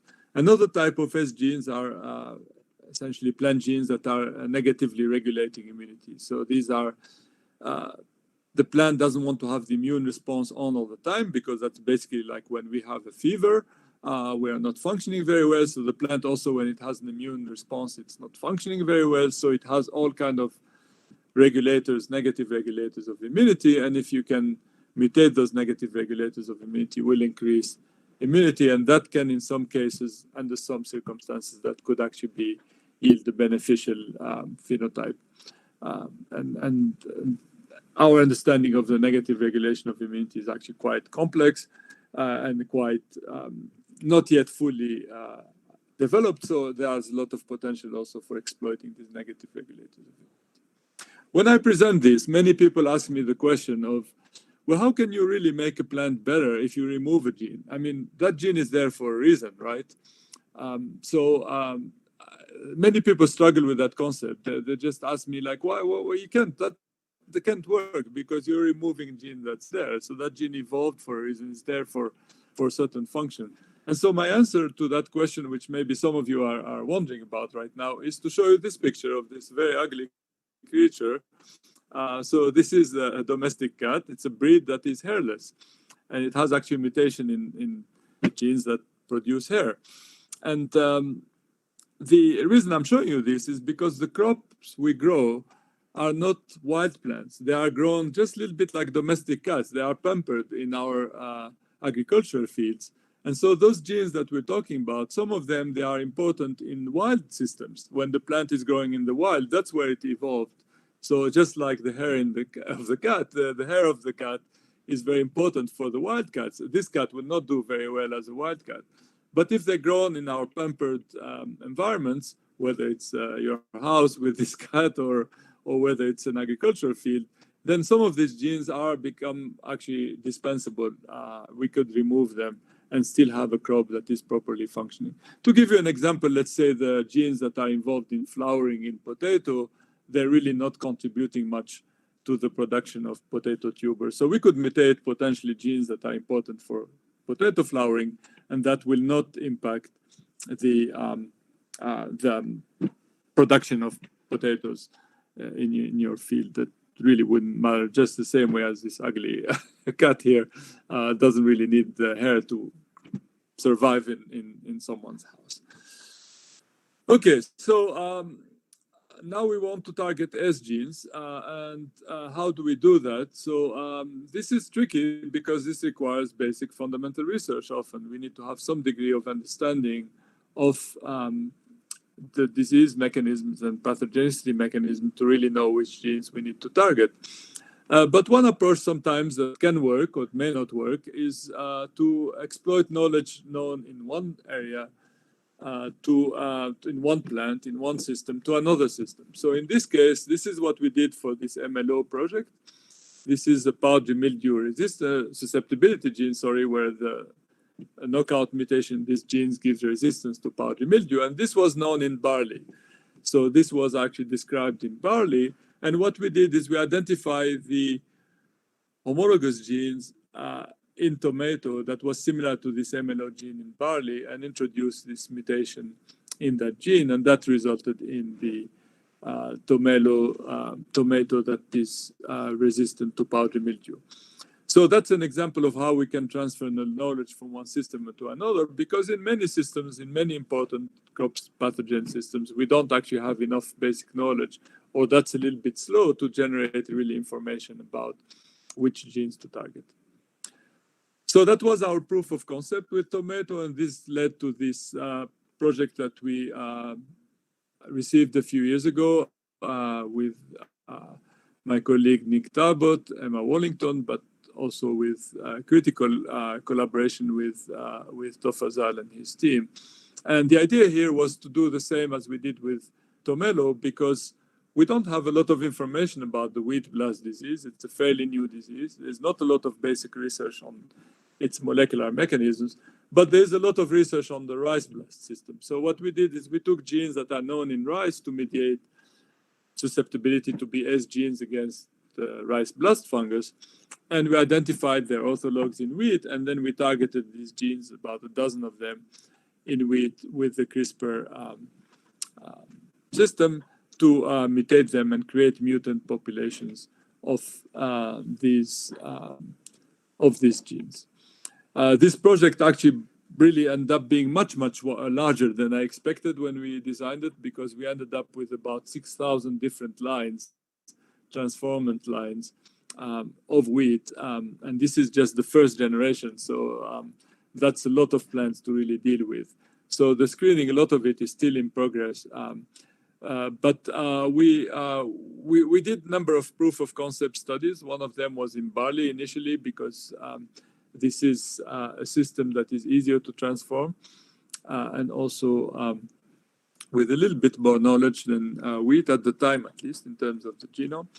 And we could show that we can actually deliver this CRISPR system in a cereal crop and also target the gene important for susceptibility to the blast fungus. And this is actually infections with the Bangladeshi strain or lineage of wheat blast on these mutant barley plants.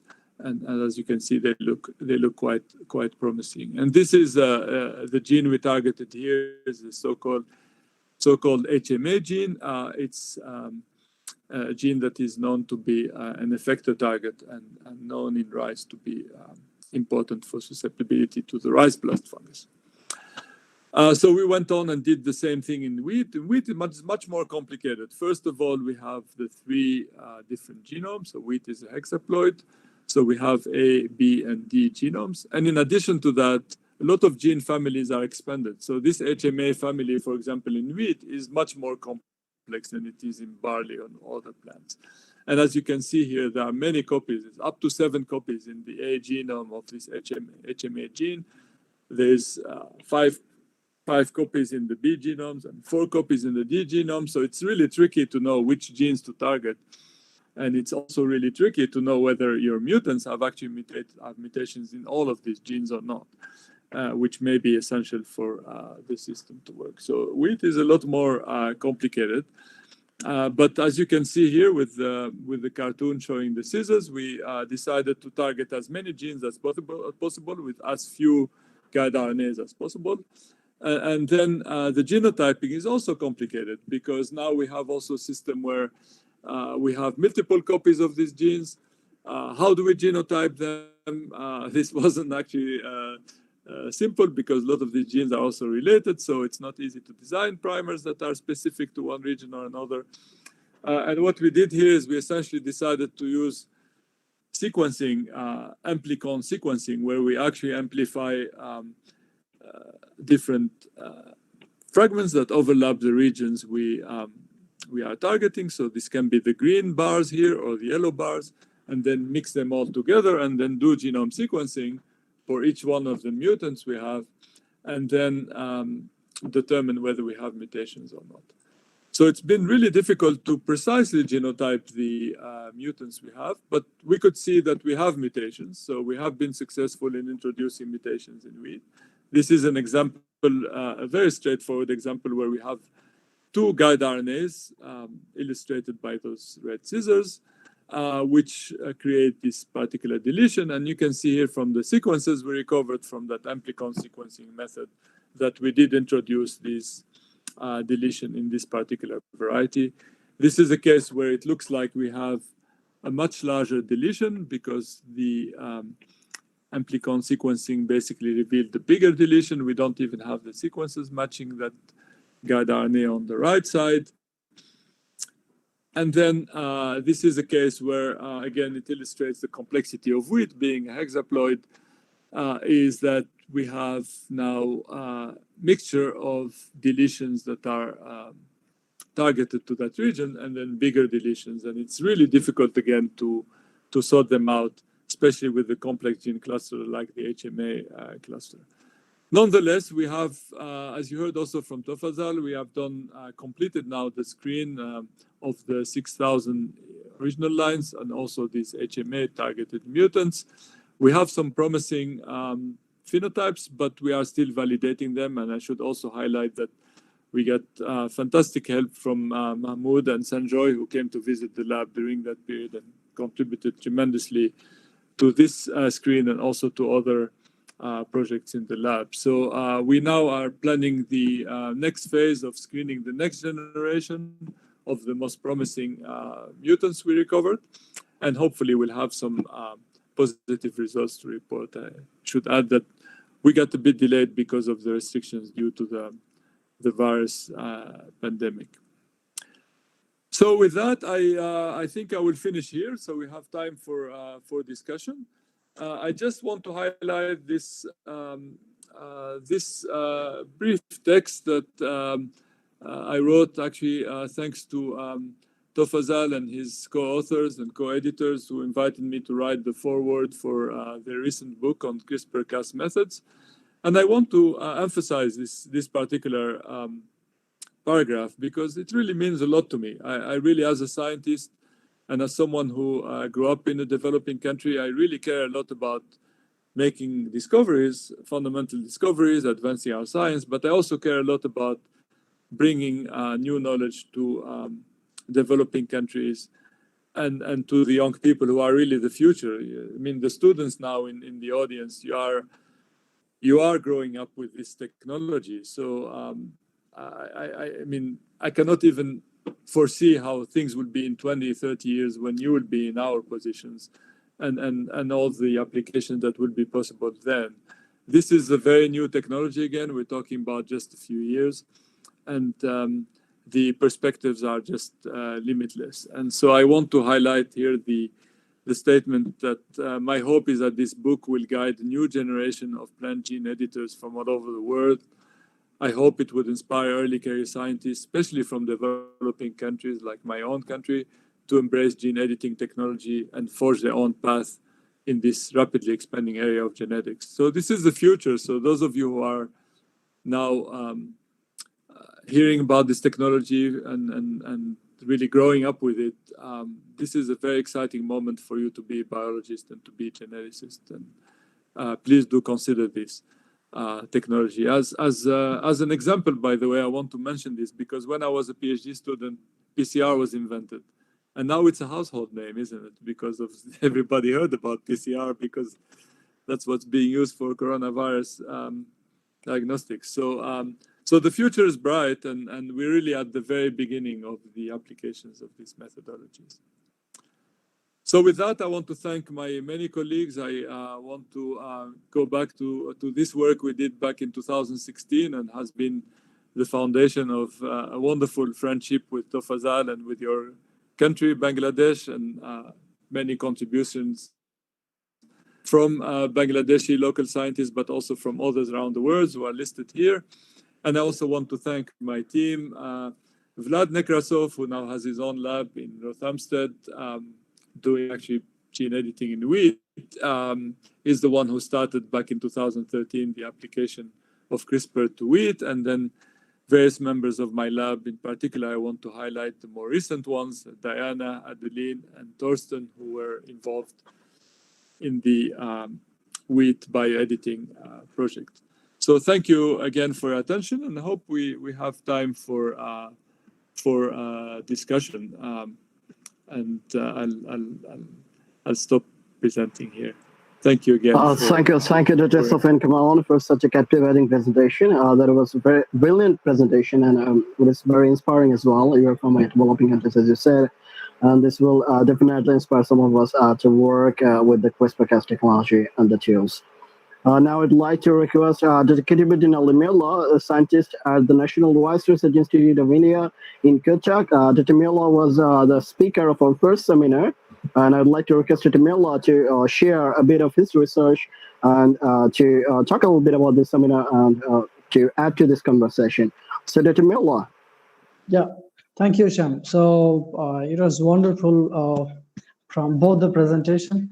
So I think I should go one by one, and you'd request both Professor Islam and Professor Kamoun to switch on their mic because I have some questions for them. Absolutely. Go ahead and ask. Okay, so I think my strategy is to go for the presentation of Professor Sophien Kamoun first because we just ended that presentation, and then I go to Professor Islam's presentation. Yeah.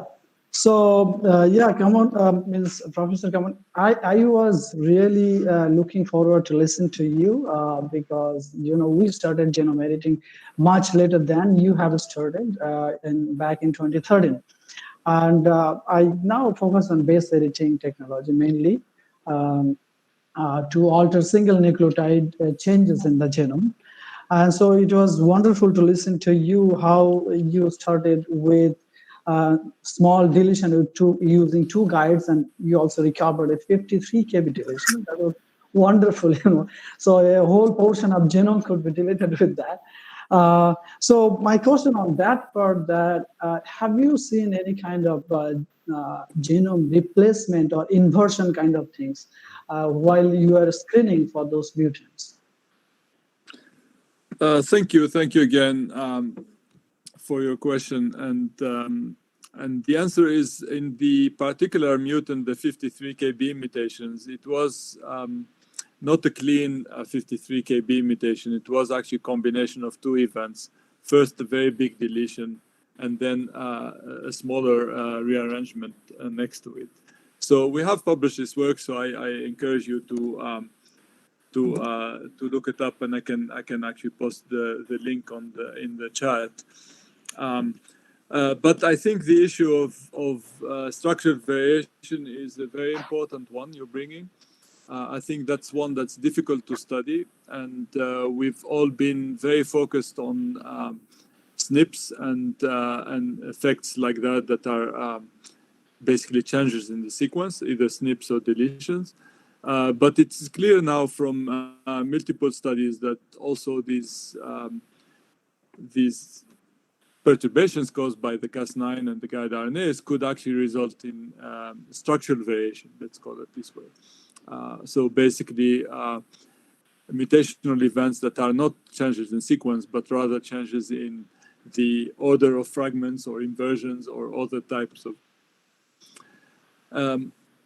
So I'm not sure if you're asking this question with the idea of off-targets in mind or not, but many people do wonder about whether these structural variants can be problematic or not. And I would simply answer by saying that we know a little right now about structural variation in plants, even independently of the CRISPR technology. The methodology to sequence genomes at the level where you understand their large-scale kind of organization and architecture is still quite expensive, and it cannot be done on, let's say, dozens of mutants or progenies and so on. It's rarely been done that way. So we still don't understand even how, in the natural conditions, how much structural variation is taking place already, independently of the CRISPR system. So it's not surprising, perhaps, that we do see structural variants, and we really need to know more about that topic. Yeah, okay, thank you. So another thing is that you rightly mentioned that one of the bottleneck of applying this technology to a lot of crops, not only the major crops. So it's to have a very good transformation system. So that is one of the bottlenecks. So what transformation system do you use? And you have also showed an example of the GRF induced improved transformation efficiency recently published. I have also gone through that paper recently. So what transformation system do you use for your wheat transformation? So we are not necessarily a biotechnology institute. So we are really more of a fundamental basic research institute. So we haven't been investing much ourselves in improving, let's say, transformation technologies, except when we need it as a tool. But I know that many of our colleagues, and also next door at the John Innes Center, they were involved in that GRF paper, and they really, in their hands also, it's really improving transformation or generation frequency, as a consequence, transformation frequency quite dramatically. So I think that's really one way forward. Whether that's going to open up transformation to recalcitrant cultivars or recalcitrant crops, I don't know yet. I think we don't know yet, but that's certainly very promising. In our hands, we are also not very good at the particle bombardment type of transformation, which I know many use, including various collaborators of Tofazzal and also people in industry tend to use that. So we tend to use tDNA transfer, agrobacterium-based tDNA transformation, but that's just us. I mean, we are, again, not a biotech institute. But I think my advice is really, if I were to sort of bring this technology somewhere, I would start with transformation, because if you don't have the transformation facility, if you don't have the capacity to really bring this system into the plant, then you really cannot do much, right? So I feel all the other steps can be easily addressed even by collaboration, for example, right? So even the cloning and so on can be done in a lab elsewhere, right? So it's fairly easy to do that. And the downstream, the genotyping and the phenotyping, that's also pretty straightforward. So really the weak link is transformation. So I would really urge more investments in that area of biology. of plant biology.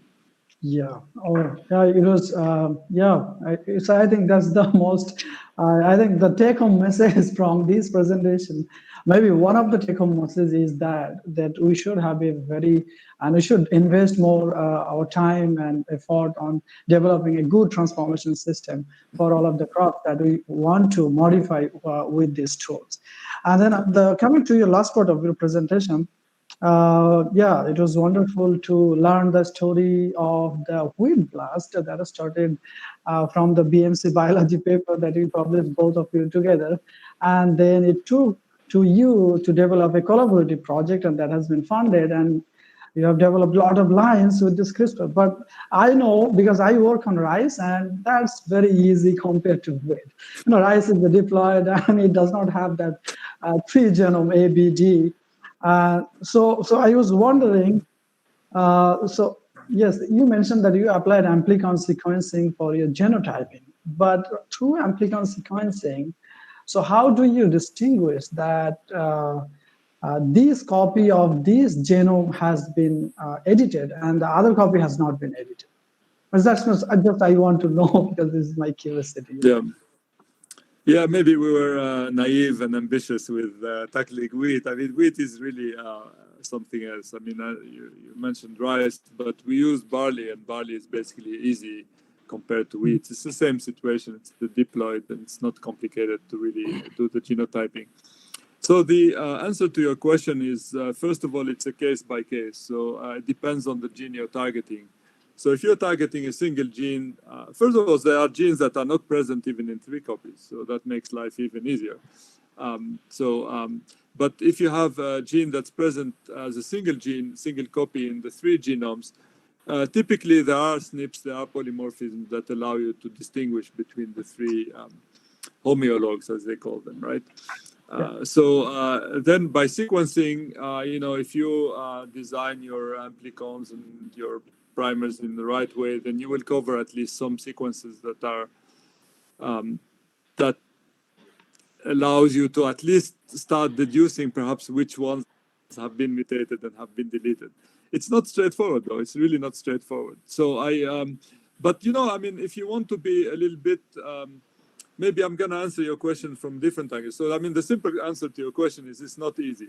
And it's not always possible. When you have a complicated gene family like the one we have, we really cannot easily say which copy exactly we have, mutated. If you look at that, there's 7, 5, and 4.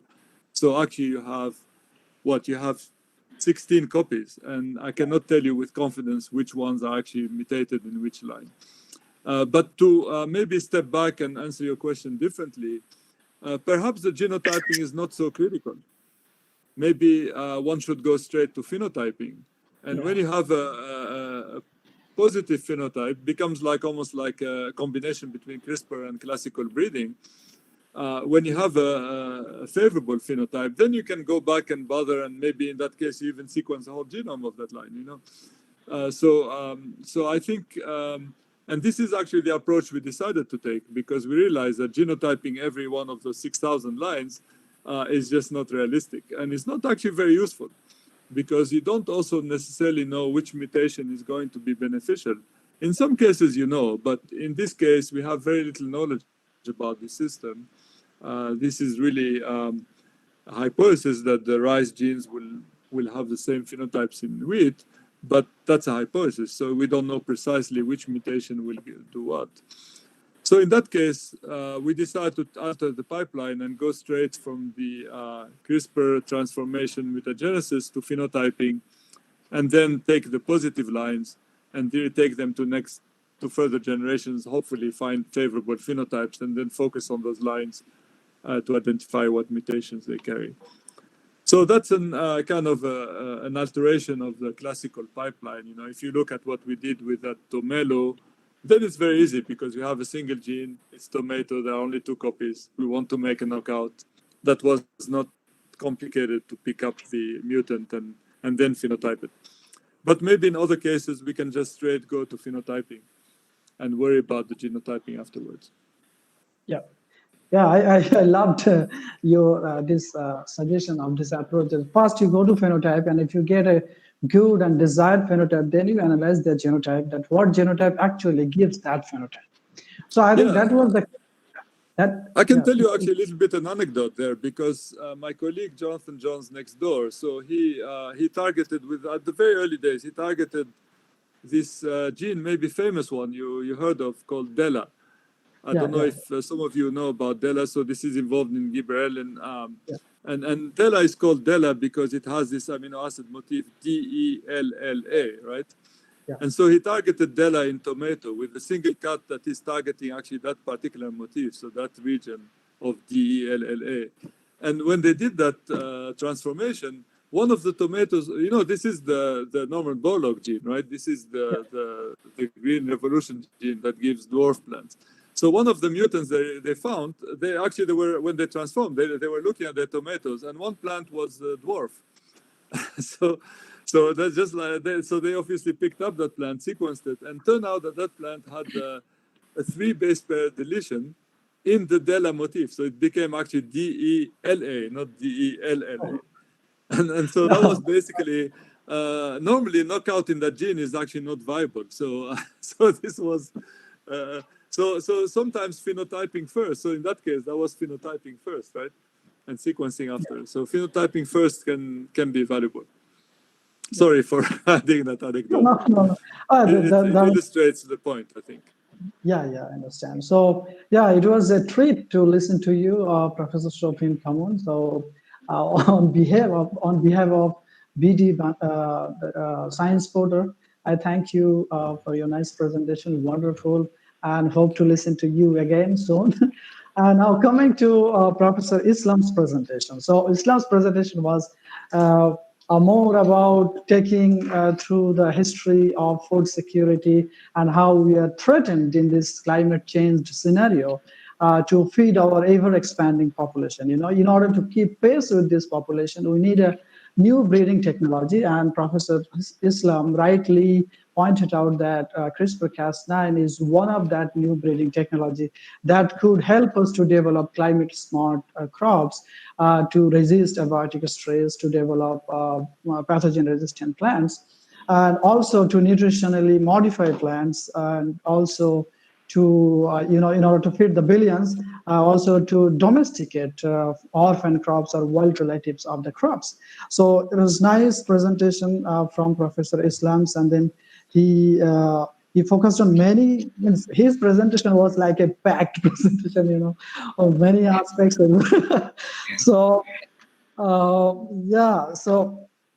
for you, I have a few questions, and then it was nice to listen to that.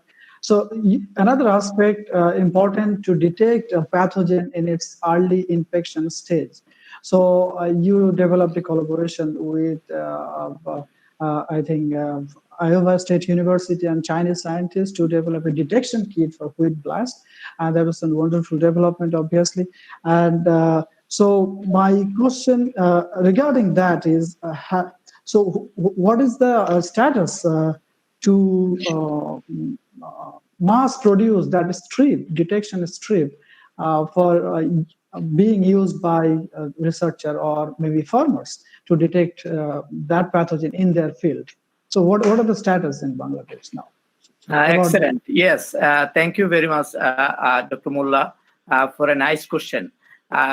Yes, it is a very interesting progress in collaboration with Ohio State University, Chinese Academy of Science, and USDA.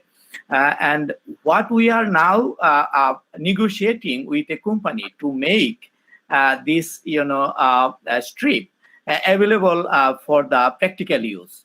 So already 2 companies applied to our institute, and next week we shall sit together with our Vice Chancellor to make a memorandum of understanding with a company. Out of 2, we shall select one. One company is actually Bangladesh USA joint company, and they have a practical experience of developing similar strip, not exactly Cas based, but other strip, streptavidin, biotin, conjugated strip. These strips are available in the market. The most important point is we need to use large-scale production and validate them in the non-technical hand, the field level as well as the quarantine office, and it must be cheaper so that people can afford it. So we are now in that way, and our university is very encouraging. And if a fund is required, our university will also co-fund with the company. So we are now in line with that, and maybe if we can make it practically available, which is our dream, that would be very good. Thank you so much. Oh, thank you, Professor Islam. So I wish your dream may be successful very soon. And it would be a very excellent contribution to the community to detect the pathogen. So another thing I would like to thank you for your nice concluding remarks. So you said the bottleneck of translating this technology to the field lies with the regulatory bodies. If they allow it to be cultivated like non-regulated one and as not treated as GMOs, like USDA is doing, as you have cited example of a lot of crops that have been deregulated by USDA. So, and also you mentioned that the theoretical aspect of this should be included into the curricula of school students, college students, and obviously the higher studies. So as a director of your institute, what are the steps that you are taking with the government, Bangladesh government, as you are in many core committees? So what are the steps you are taking to include these CRISPR-Cas technology to include in the curricula of those school students? This is my one question. Another question, just let us know, we developed, this is for Professor Sophien Kamoun, we developed BT brinjal in India, and we could not commercialize that. And now Bangladesh did it. That was an excellent effort from Bangladesh. And I heard from a lot of international scientists, they always cite example of Bangladesh, that how Bangladesh is progressing in science and technology with an open mind to accepting new techniques. So I'm just wondering, this is my second point, I want you to highlight just what Bangladesh is thinking about these gene-edited crops. What would be the future expected regulatory status? Excellent. Two questions are very interesting. Dr. Kutub, you know that we received a fantastic chapter from US, from Eric. He submitted a curricula package of gene editing for high school student, and very nice in vitro gene editing showing at the school level, high school level, or like that. And this is really interesting. And we had recently a Zoom meeting, in COVID-19, Sophia initially mentioned that COVID-19 is a big threat for us, for our survival, but offering us some opportunity also. For example, this virtual meeting. So we had a very nice meeting with our agriculture minister and all, education minister on updating the curricula of our, universities, especially in the field of agriculture. And I proposed two things: one, nanotechnology; another, gene editing technology. And all vice chancellors from a different agriculture university, they were attended, and they were convinced. That means, Bangladesh, in one sense, Bangladesh is a developing country. We have lots of problems. But in other sense, if you consider the acceptance of advanced science, Bangladesh is smart enough, as you mentioned, in case of BT brinjal, developed by India, tested in the field, and we are now in the practical life. 65,000 farmers cultivated last year in our country, and 17% of our total brinjal are now BT brinjal, and farmers are getting benefit, no pesticide spray to control the brinjal shoot and fruit borer. Our agriculture minister, that he was a chief scientist of our Bangladesh Agriculture Research Council, and he is a very big fan of, biotechnology. This is why it is a good point. Our last agriculture minister, Motia Chaudhuri, she always told us we eat science. So science is the only, tool to address our challenges. We have limited land. We have, lots of population. So no way other than accepting science. So where we need science, whether it is gene editing or other technology, no problem. In the National Policy Committee, I raised twice to make a decision on gene-edited crop. When I explained about the gene-edited crop, no transgene there, and at that time, all the members asked me why you need a regulation. If no transgene, go to the field. I don't know exactly what would be the future. What is a good point is recently our government and Canadian government had signed a big memorandum of understanding to collaborate with Global Institute for Food Security. And I am the team leader of genomics and phenomics, where I included, gene editing. But government said if gene edited product is free from transgene, then we can go straight forward, forgetting what people are doing in other countries. So there is, I think, high promise in Bangladesh. If we can really solve a real life problem like wheat blast, obviously it is a terrible problem, as Sufyan explained. Wheat, transformation and engineering of wheat is not easy. A few months ago, Olf published a paper. Wheat is abandoned in genetic engineering, actually, abandoned crop. It was published in Science. So in case of wheat, if we can make a breakthrough, we are trying our level best in many ways, then it would be a revolution in Bangladesh. Revolution not only in terms of economic impact, but the application of technology in a complicated subject, frontier technology. So I am, a super ambitious man. So I always try to inspire the young people who will make the real impact. This is why in my university, I included CRISPR-Cas technology in undergrad level curriculum.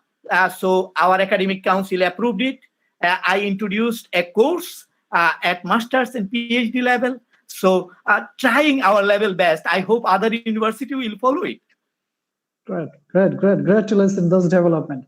So just before I just transfer to Dr. Burhanuddin, just I want to say, so I heard from Professor Sophien that it was a slip of tongue, he said instead of CRISPR, Christmas. So it's really CRISPR technology is Christmas for all the biologists. It's all over the year. It is a Christmas for biologists. So thank you, both of you. And it was nice to interact with both of you and listen to you. Now the mic is to Dr. Burhanuddin. Thank you, Dr. Kutubuddin.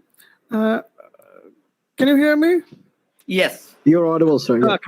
Okay. So before going into any technological details, I would like to ask a very personal opinion from Dr. Sophien, like what is he thinks about the safety of genome-edited foods, like what should be the regulations? Like, should be always DNA-free genome editing, like with the RNA and ribonucleoproteins, or it can be with DNA simple, like usual cloning vector-mediated genome editing? What is your personal opinion about food safety, biological safety of the foods? I think it's I mean, I can give my opinion, but obviously different countries have different approach to this. I mean, and personally, I think the scientific approach to this question is to regulate the product, not the method, right? So what really matters is the plant you're putting in the field. What is it? Well, how is it modified?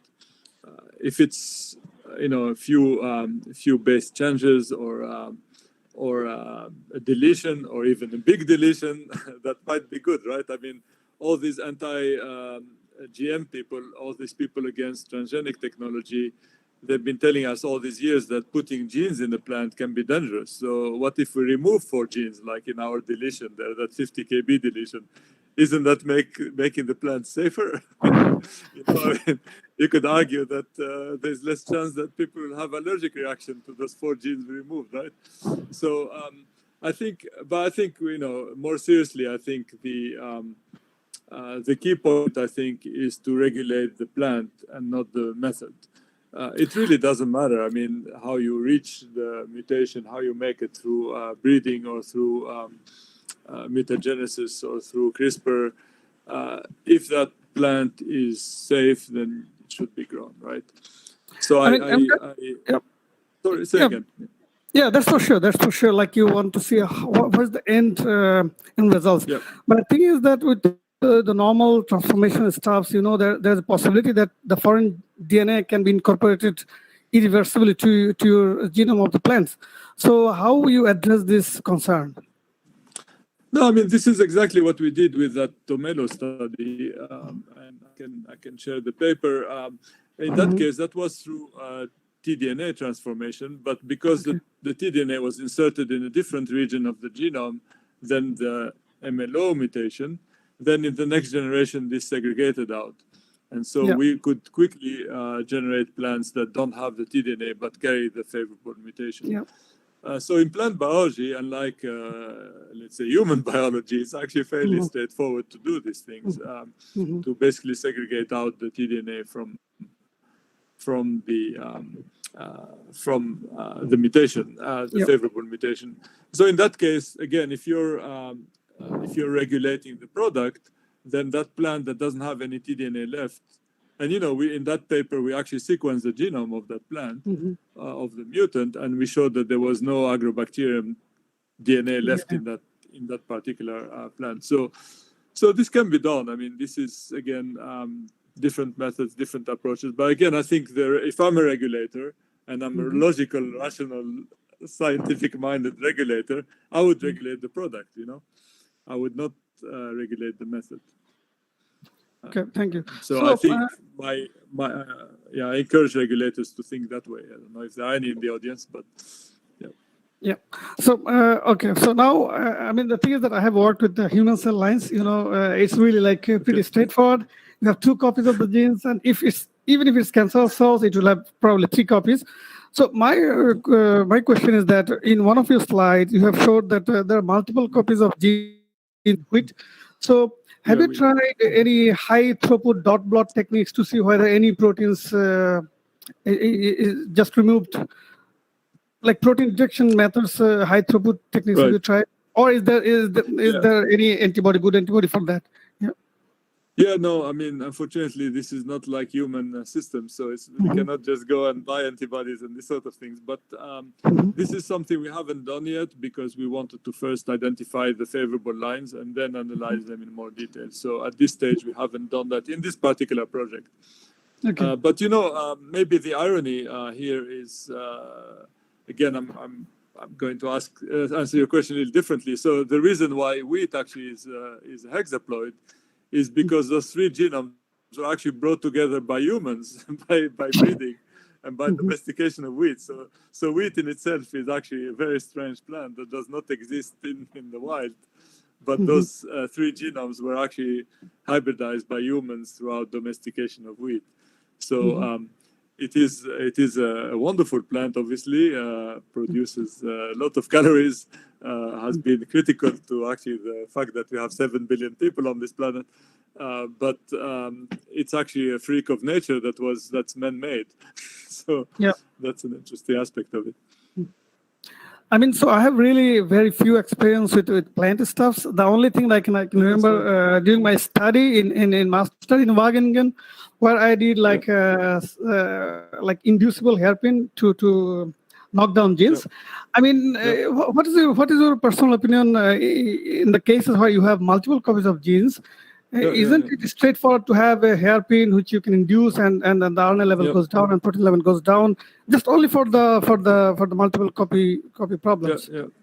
No, totally. I mean, so I think there's two answers there. I mean, first of all, the multiple copy just slows things down, but it's still possible to knock out multiple genes.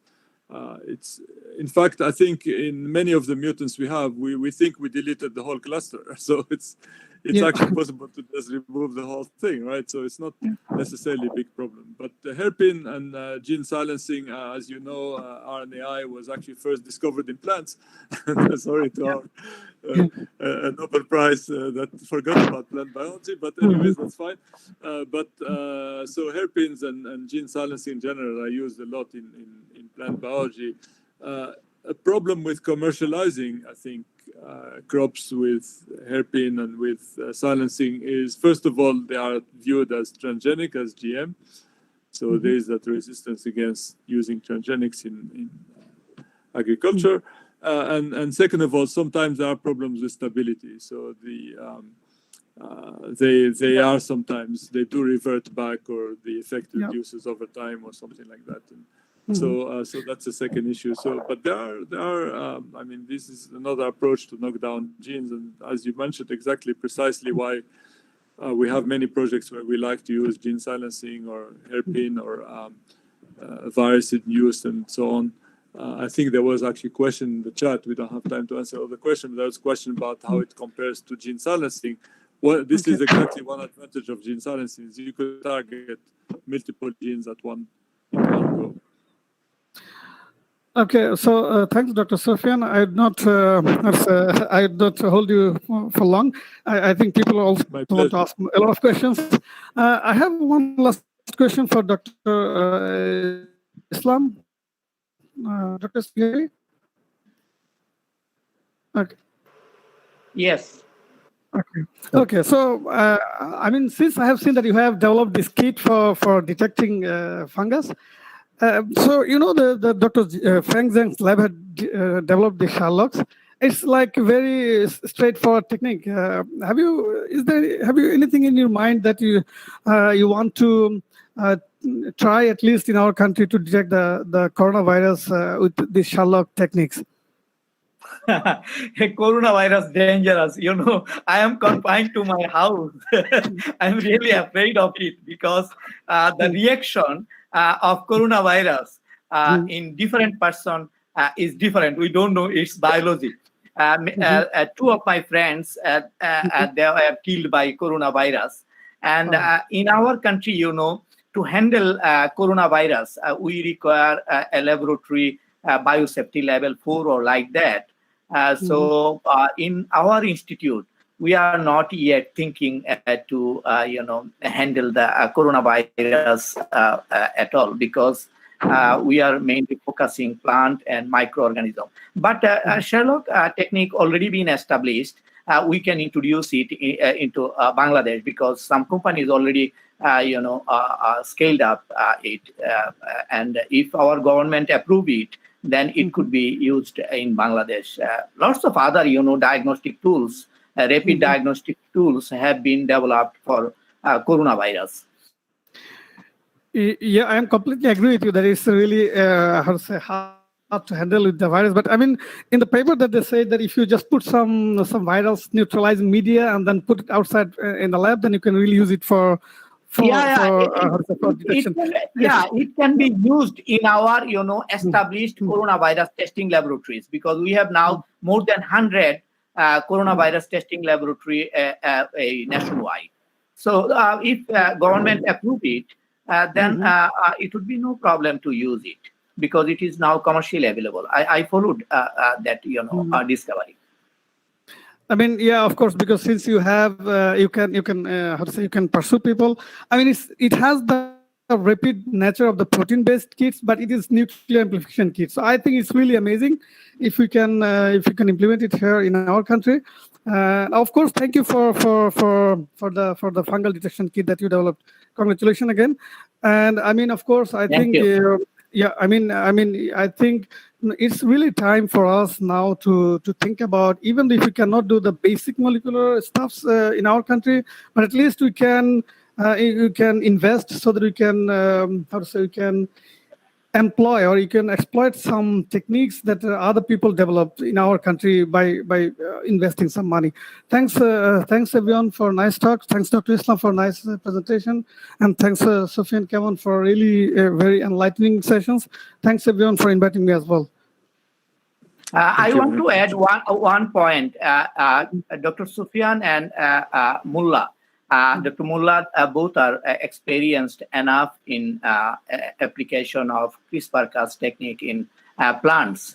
In Bangladesh, what I am doing now, I am pursuing our government to train young people and getting good funds as well as good people to train our young people. So in that case, I may ask Dr. Mullah and Sufyan to help us because government seems to me very positive. As in that case, if we can train a few hundreds of young talented people on using CRISPR-Cas genome editing technique in plants or other organisms, then you can see young people, they have lots of innovative ideas that can make a robust impact of this technology in our country. So hopefully we shall have some good news from our policymakers. I am now working to shape this one. Recently, during coronavirus, we had a coordinated meeting on National Biotechnology group, and they advised me to design a curricula for such a training and seek for funding. Let us see what happens in future. I am very optimistic, and I hope Sufyan and Mullah both can support me. Thank you, Tofazzal. And I mean, this is actually a good transition for me to do a little bit of advertisement, which I think is appropriate for our audience. The Sainsbury Lab, my institution, will be starting a new master's course next year in global plant health. And so this should start in 2021, hopefully, unless we get delayed with this coronavirus stuff. But the good news for everyone is we have generous fellowships, scholarships from David Sainsbury, who is the benefactor of our laboratory, who will support international studentships for fellowships to attend this master's course. So stay tuned. We will advertise this in due time, but I thought I would let you know about this. I'm personally, and I know that my colleague Nick Tarbot are very excited about launching this new master's program in global plant health. Thank you, Dr. Karim Lamella. Thank you, Dr. Burhanuddin. Thank you, Dr. Sophien Kamoun and Dr. Tofazzal Islam. And the biggest takeaway for this seminar would be if we can train a lot more students from our country to use CRISPR-Cas9 for talent and other advanced techniques to develop more and more disease-resistant species and different crops varieties as well. So now I'd like to request our event chair, Dr. Abdullah Muhammad Shalsa, to share a few words about this new platform that he has started. And also I'd like to ask him to give us a remark about the seminar that we're doing today. So Dr. Shalsa, sir. Bismillahirrahmanirrahim. It gives me great pleasure to welcome all of you to join our Shaping the Future virtual seminar series. Assalamu alaikum, good evening, good morning, and good afternoon, wherever you are. It's so wonderful to see you here. On behalf of Science Portal Bangladesh, Cell Genetics and Plant Biotechnology Lab, and as the chair of this seminar, I would like to thank our outstanding speakers, our guests, delegates, journalists, and students who have joined to grace this seminar. First of all, I would like to extend a special welcome to our guest of honor, Dr. Sophien Kamoun, who is a senior scientist at Sainsbury Laboratory and professor of biology at the University of East Anglia. He is known for his seminal contribution to our understanding of plant disease and plant immunity, having pioneered genomics and molecular biology methods to reveal fundamental insights into the biology and evaluation of eukaryotic plant pathogen. And we heard from him excellent and very excellent talks about the recent advancement. With us, a famous biotechnologist, Professor Dr. Tofazzal Islam sir. He is a director of the Institute of Biotechnology and Genetic Engineering. Those who know him, you know that he is very dynamic and very kind-hearted person who always try to collaborate and motivate us for doing better things. He is now Professor of Bangabandhu, Sheikh Mujibur Rahman Agricultural University, Gazipur. All of we from Bangladesh know him very well. Our distinguished panelist, Dr. Kutubuddin Ali Mullah, he is senior scientist, National Rice Research Institute, India. He is a very dynamic, well-known scientist in genome editing as well. We have with us Dr. Burhanuddin, Associate Professor of Biochemistry and Molecular Biology, Jahangirnagar University. We are so excited to have you all here to participate in our virtual seminar, CRISPR-Cas9, New Frontiers Technology for Future Agriculture. This event is jointly organized by Science Portal Bangladesh, Cell Genetics and Plant Biotechnology Lab, Jahangirnagar University. We already knew and we already learned that genome editing, also called gene editing, is a group of technologies that give scientists the ability to change an organism's DNA. It's very simple to elaborate, but a little bit tricky to work. These technologies allow genetic materials to be added, removed, or altered at particular locations in the genome. Several approaches to genome editing have been developed. A recent one is known as CRISPR-Cas9. It's not a recent one. It's already have several years. It's now, I would like to say, it's now young age right now. Which is short for clustered regulatory interspaced short palindromic repeats and CRISPR-associated protein 9. The CRISPR-Cas9 system has generated a lot of excitement in the scientific community because it is faster, cheaper, more accurate, and more efficient than other existing genome editing methods. That already explained Professor Islam and Dr. Kamoun, and we knew that the achievement of CRISPR-Cas9, what has happened is Nobel Prize already got these technologies. CRISPR-Cas9 was adopted from a naturally occurring genome editing system in bacteria. The CRISPR-Cas9 system works similarly in the lab as while it is happening.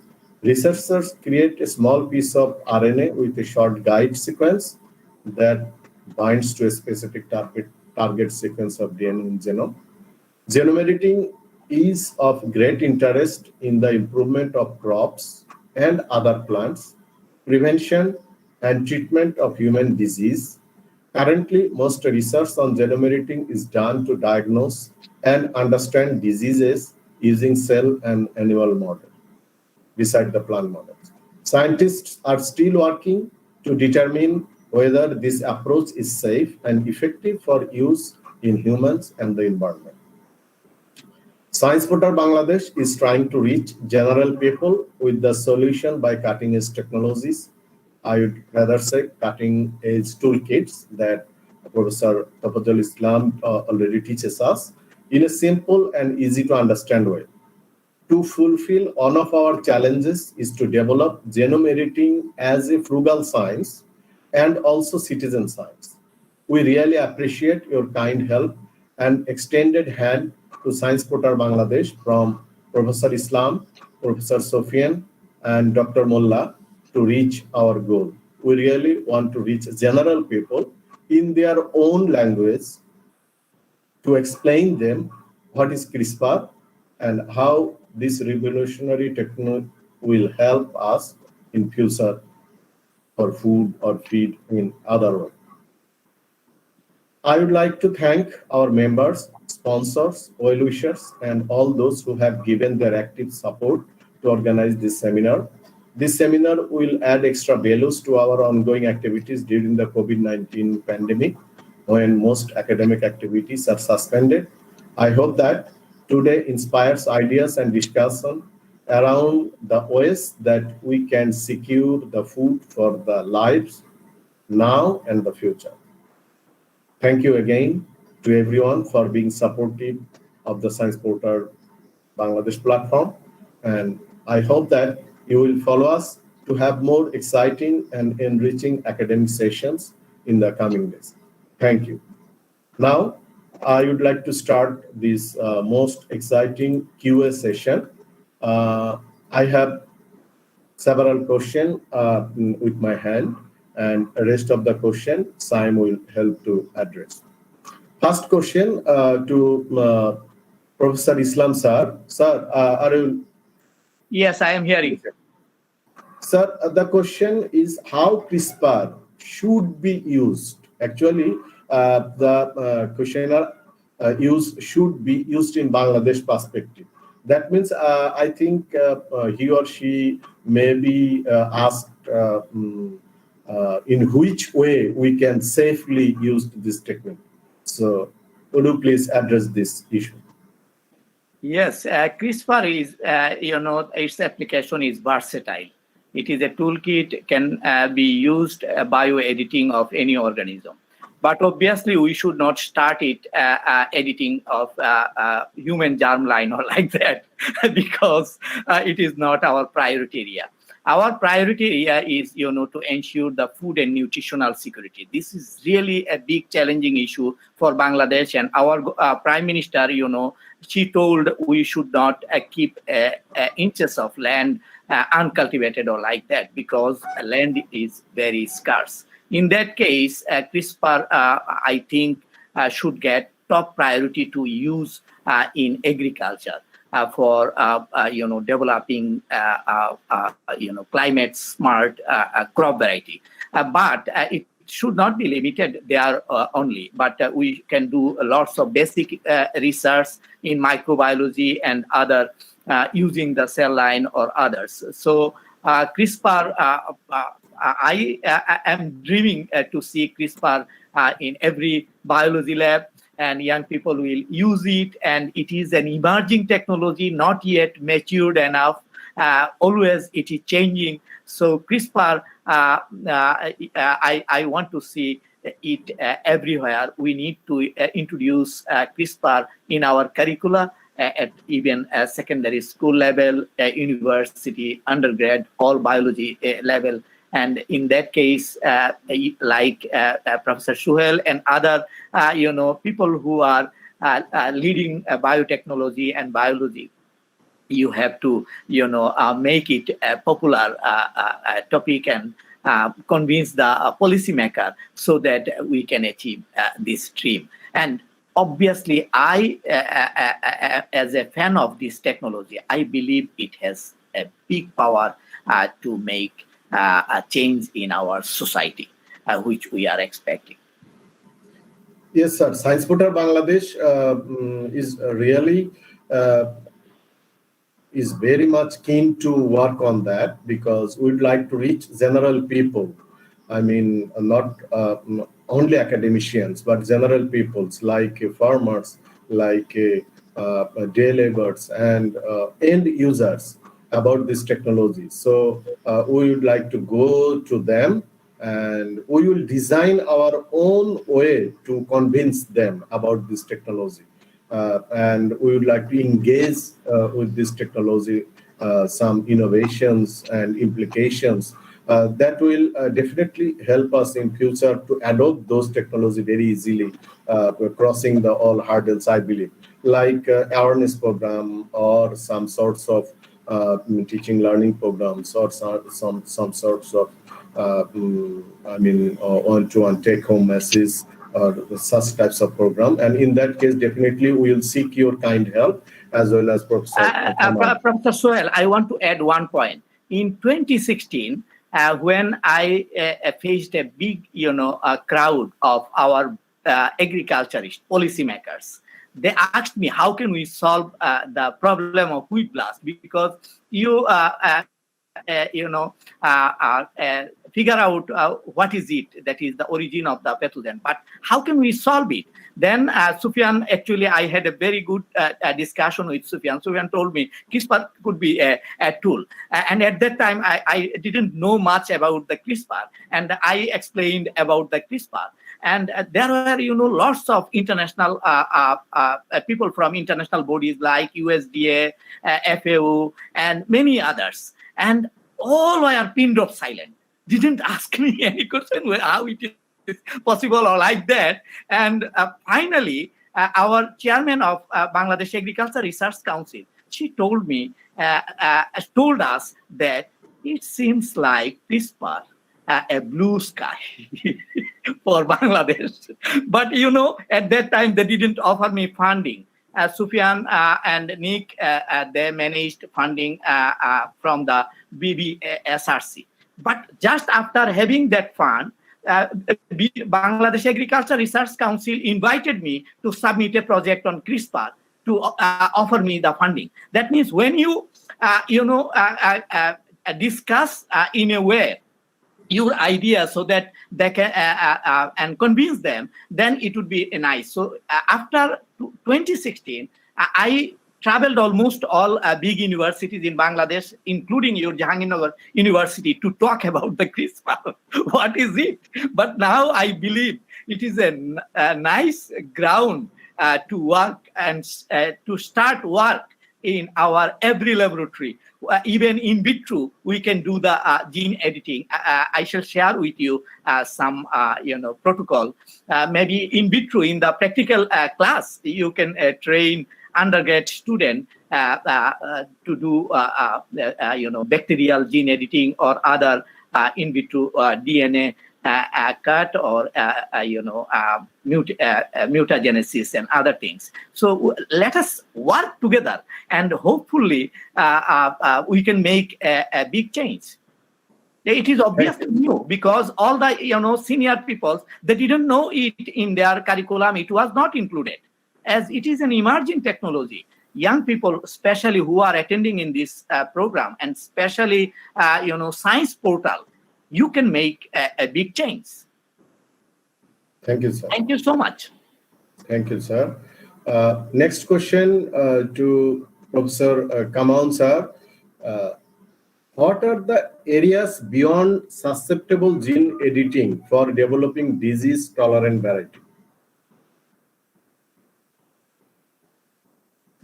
Yes, so I had the slide on that, but I decided not to spend too much time discussing the other approaches. But the main approach is really maybe a combination of gene editing and transgenics, which is to bring in new genes in a specific locus. So this is known as gene stacking. So if you have, for example, 3 or 4 resistance genes that are known and cloned against your pathogen, for example, we have many resistance genes cloned in rice against rice blast, and some of these may function against wheat blast, then you could introduce them all in the single locus using the CRISPR technology. So it's not truly editing per se, it's actually using editing or CRISPR technology to really introduce genes in specific locus. And there can be many advantages of having all these genes together in one locus. So there are technical advantages and also easier afterwards to breed them into other varieties. But there's also the introduction of point mutations in resistance genes, in immune receptors, for example, that can improve their function. This can be done. Also mutations in promoters, which could enhance the expression of a particular gene that is beneficial for the defense response or for the immune response. So there are a lot of little tricks like that. But they generally, again, require more knowledge about the pathogen system you're studying. So the advantage of, I would say, if I had a dream, if I had a magic wand now, scientists are a little bit like magicians, right? So I know we have a broad audience here. So science is actually the real magic, right? Magicians, they are lying, right? They are confusing you with the tricks. But actually in science, we do real magic. So the CRISPR is a little bit like magic, actually. you are introducing mutations specifically in that place in the genome. But if I had the magic wand and I had a wish to make, I would wish to have a gene like MLO for every kind of pathogen. If you had an MLO for blast, if you had an MLO for Phytophthora, if you had an MLO for rust fungi, that would be great, because that mutation is a loss of function mutation. You delete the gene. Generally, there is no other phenotypes in the plant, and then that mutant is resistant to powdery mildews, that whole class of pathogens. So, and I would say, as a plant pathologist, I predict these genes are there. We just don't know which ones, right? So if we had an MLO-like gene for every type of pathogen, I think we would have quite an amazing advances in our field. Incidentally, there was a little bit an anecdote I forgot to mention, but I told you about that urban garden, urban tomato. So it turned out that that's very susceptible to powdery mildew. So last year, a colleague, Professor Xian in Maryland, he grew it and he was testing it as part of an outreach program, and then it got completely colonized with powdery mildew. So next year they will be introducing a fourth mutation, which would be the MLO mutation in that urban tomato. So that's also, it shows the power of the technology. You can keep adding traits as you require them. Thank you for the question. It wondered me about this is urban tomato. So how about rice or wheat? Can we make such types of changes? Then we can make urban rice, we can grow in the rooftop, or we can get the bunch of rice or wheat. Is it possible, sir? You know, I think this is exactly the kind of out-of-the-box creative thinking that we need. And I don't know, but I'm sure in our audience today we have some young people who can start dreaming about this kind of ideas. So maybe it is possible. I think you are probably have a better understanding of the urban situation and maybe the space available and all that, and what would be the ideal crops to grow there. I mean, even dwarf trees or this kind of things. You know, I don't know what is most appropriate, but this is exactly, I think, what I encourage. You know, I'm a strong believer, Tofazzal knows that, of the bottom-up approach. You know, if you bring a group of people together who are dynamic and enthusiastic, then great ideas will come out of that. So I think that's what we are doing today, and this is what's so exciting. So I really encourage the young people, especially here, to think and dream about ideas like that. And who knows? Yes. If you don't dream, it's not going to happen, right? Yes, yes. Right. Sir, next question for you as well. How can we adapt the CRISPR-Cas9 system in plant nematode interaction research? I mean, that's a very specific question. But of course, in plant nematology also, you can imagine there are susceptibility genes also, that the nematodes are known to have effectors that are used to cause disease and colonize the plant. And so they have targets. And I would imagine that's the same concepts I talked about can be applied to nematodes. Again, we need more fundamental research there to understand these systems. But in principle, everything I mentioned can be applied to any plant pathogen or plant-based system. Thank you, sir. Next question to Dr. Kutabuddin. If you are, please unmute yourself. Scope of using advanced gateway cloning using CRISPR. Advanced gateway cloning. I think Professor Kamoun would be the perfect person to answer, because please, sir. Yeah, he was he mentioned about gateway cloning. No, I would say not gateway. I mentioned Golden Gate. Oh, Golden Gate. Sorry. Yeah. Sorry. Okay. But that's fine. I mean, it's... Yeah. Yeah, someone asked... I can put a link to the publications in the chat. So for okay, sir. Okay. Thank you. So our next question,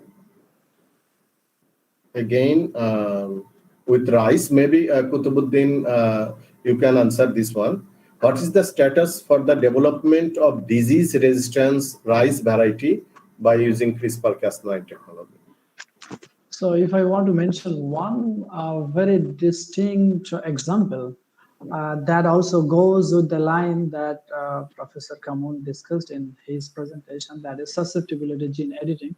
So rice has also known susceptibility gene for bacterial blight pathogen. That's called SWIT group of genes, And recently, there was publication in 2012 with talent mediated inactivation of SWIT genes. It's not inactivation, but it's promoter editing.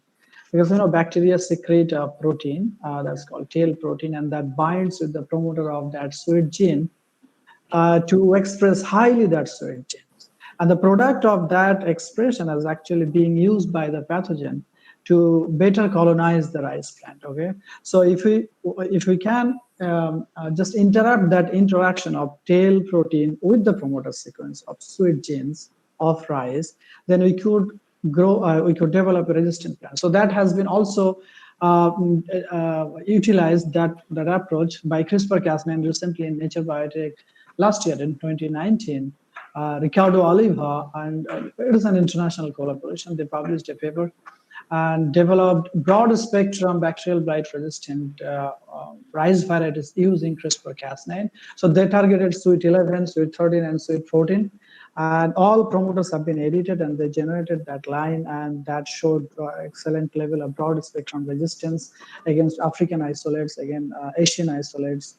So that's a great example of using the same approach as Professor Sophien has discussed. Yeah.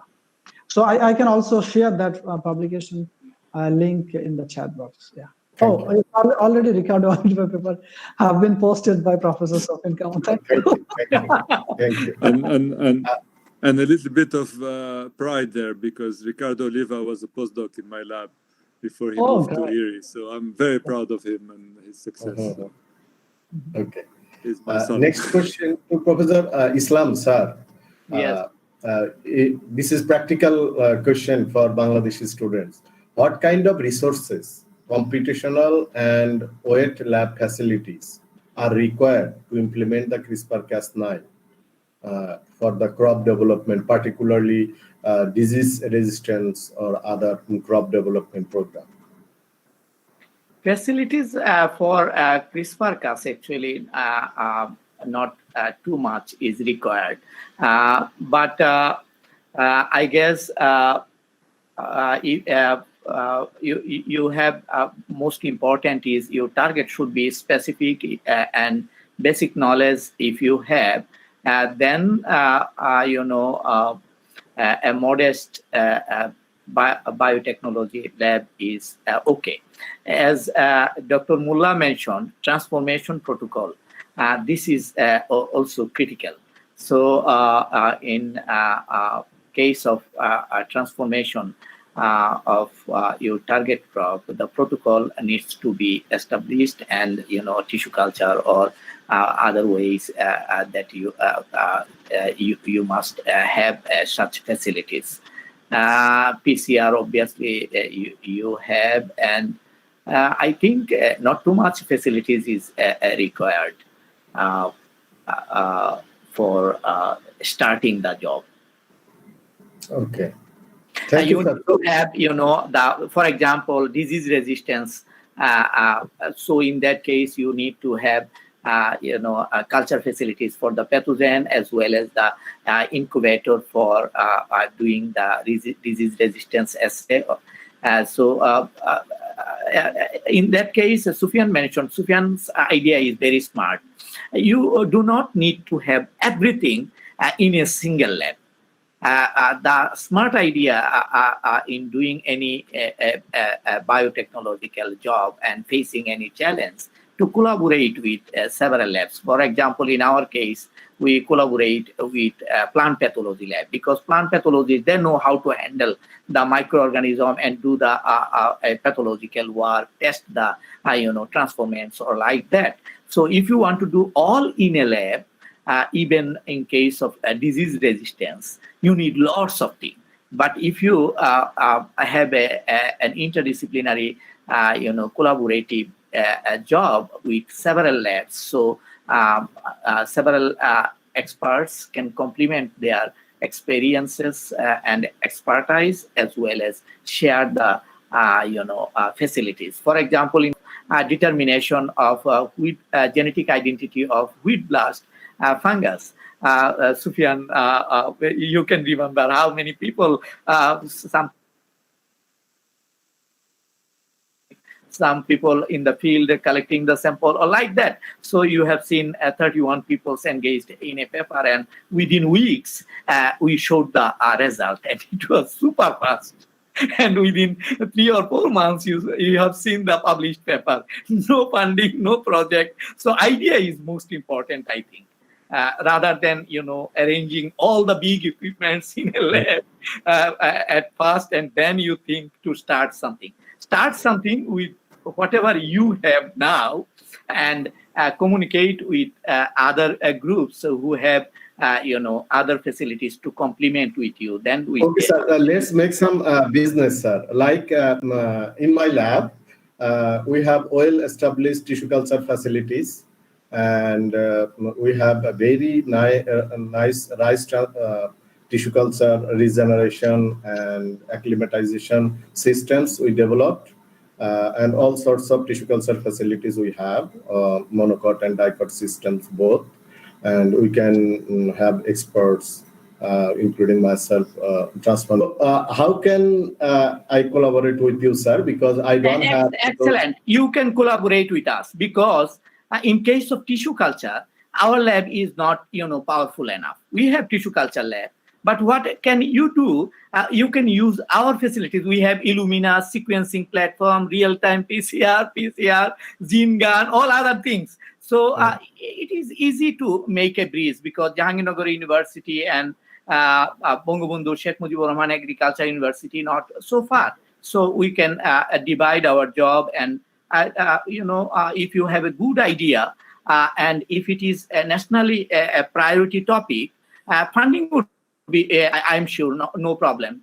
Since 2010, I didn't face a moment of scarcity of funding. You can ask Sufyan. Sufyan told me, please go and collect the samples from the field. I have fund. But I didn't ask him to, deliver fund from UK to Bangladesh, because I didn't face any problem of doing any, research with a good idea, and it was not halted due to lack of funding. In last 10 years, I can guarantee you, even in recently, Bangladesh Academy of Science forced me to accept a funding of 2 crores taka, a commission project. I didn't apply for the project. They say, you must do this project because this is nationally important. This is why I formed a big group, interdisciplinary group. They are going to do the job. Their project is very big project. Food and nutritional security under COVID-19. Thank you, sir. They offered big funds. So funding would not be a big problem. Please, I welcome you as well as any other scientist. Please come with a good idea, which is nationally important. We can find a way. Even in my lab, if it is not enough, I can talk with Sufyan. I can talk with Guliang Wang. I can talk with Mullah, and we can make a big change. Thank you, sir. The next question, Dr. Kamoun, how much time it generally takes to complete a successful round of this technique? I mean, from the beginning to get a product, usually how much time it's required? Depending on, let's say, like wheat or rice or like tomato. So how much time? Yeah, it's a good question. And the point about the different crops is a good one, because depending on the plant and the crop, the transformation procedure takes different period of time. But this is obviously something we were concerned about, and we documented very carefully in the study on MLO. So I will put the report, the paper in the chat. But in that particular project, it took us exactly 9 months from the moment we started the cloning to the moment we had actually a line without the tDNA in it. validated. So it can go really, really fast if you have, of course, a plant like tomato that is fairly straightforward, and you have a strategy that is straightforward. So this can go dramatically fast. Let's put it this way. With wheat, it's a little bit slower because of the complications of the transformation takes more time, but also the follow-up work after you have the plants is also more complicated, as you heard, with the complexity of the gene families and all that. So, but it can be, as little as 9 months, really. And again, I encourage the person who asked the question to check the paper. I will put it in the link in the chat. Sorry. Please follow the chat box, and you will get the details about this. So, Dr. Borhan, are you with us? Yes. Dr. Borhan. Yes, I'm ready. Another question. Can you hear me? Yes. And another question: how CRISPR works in vaccination? As you had experience on animal systems working this CRISPR. So, in case of vaccination, will it work, this CRISPR system? So the question is, how can we use CRISPR techniques for vaccination? Yes. Okay, so honestly speaking, I have no idea about that. But I think if we want to have to modify a protein or antibody, I don't know. I have no idea. I don't know whether anybody is trying CRISPR technology for vaccination as well. Okay. So, Tofazzal Islam, sir, CRISPR-Cas9 has more importance in agriculture and fisheries sector. Is it true or false? Someone? Yes, it is obviously true. And agriculture, we knew that. How about in fisheries sector? Yes, in case of fisheries, lots of peppers are available. Even gene-edited fish are also exist. So obviously, I think it is in agriculture and in ensuring food and nutritional security. We need such a powerful tool, because the tools which we have been using or used for making the green revolution in the past several decades, they are now blunt and not showing. They are not showing high promise as they showed before. But we need to increase our food production very fastly. In Bangladesh targeted to increase food production 100% by the year 2041. So by using classical methods, you cannot do it. So CRISPR would be one of the weapons that we can exploit. Thank you, sir. Sophien, sir, can this tool make breakthrough in organic culture, and how? That's a very straightforward question. I mean, I think actually methods of genetically improving plants for disease resistance are automatically favorable to organic agriculture, because they would reduce, obviously, chemical inputs. If you can deliver genetic resistance, then you don't need to deal with fungicides and so on. So the answer is yes. Thank you, sir. Tofazzal Islam, sir. So this is, I think, one question, but it is representation of all biotech graduate in Bangladesh. How will I be able to do research in the field of genetic engineering like CRISPR-Cas9 system, where I have no opportunity and equipments or labs in my university or in my institute? That is hardly true for us. So would you please answer this question? Yes, it is a real question, because I visited almost all public and private universities where biotechnology and genetic engineering degrees are offered, and many of the departments or institutes have not enough facilities to do globally competitive research. It's true. But you are receiving, the course and advanced training theoretically. In practically, it's true. Even in our student, in case of our student, all students are not receiving the hands-on training. But if you are desiring to become a researcher, a scientist, and dedicate yourself for science, maybe I think you can find some ways. In Bangladesh, there are, some good laboratories in biotechnology and genetic engineering. So if you have a good dream to collaborate with them, because I can tell you, BRAC University, they have no good facilities for offering a training in biotechnology. But what they are doing, they are collaborating with ICDDRB. So all the students at BRAC University, they are doing their thesis work at International Institute of Diarrheal Disease Research, or like that. So they are receiving a good training. So somehow we have to find the ways. I hosted several students from North-South University and East-West University in my lab, because they had not enough facilities at that time. But biotechnology is a growing discipline in Bangladesh, and we need to go a long way to have full-fledged facilities in every laboratories. So collaboration would be the key, and if you have thirst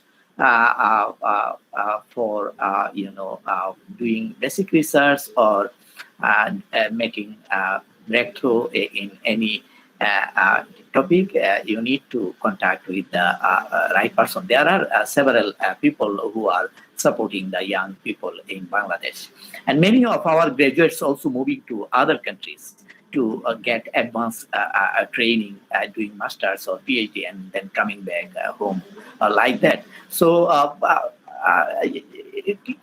keep your wishes alive and try your level best. You can find the way.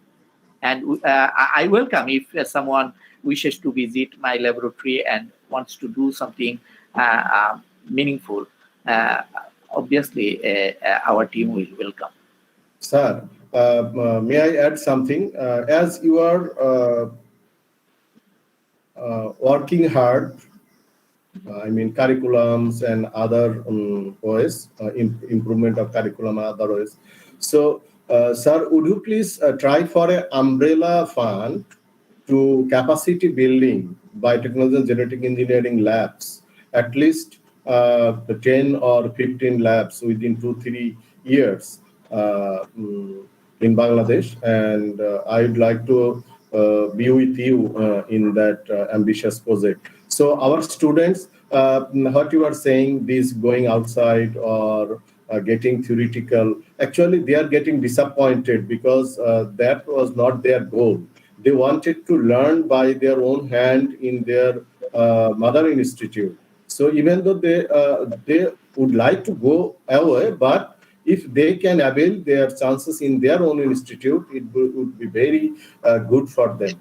So, sir, I would like to request you for a drive to raising a fund to at least develop some frugal facilities in the biotechnology departments in Bangladesh to ensure our students that they can get some opportunity to do some research or something in their own institute. Exactly. Actually, we need to discuss, this topic in our forum.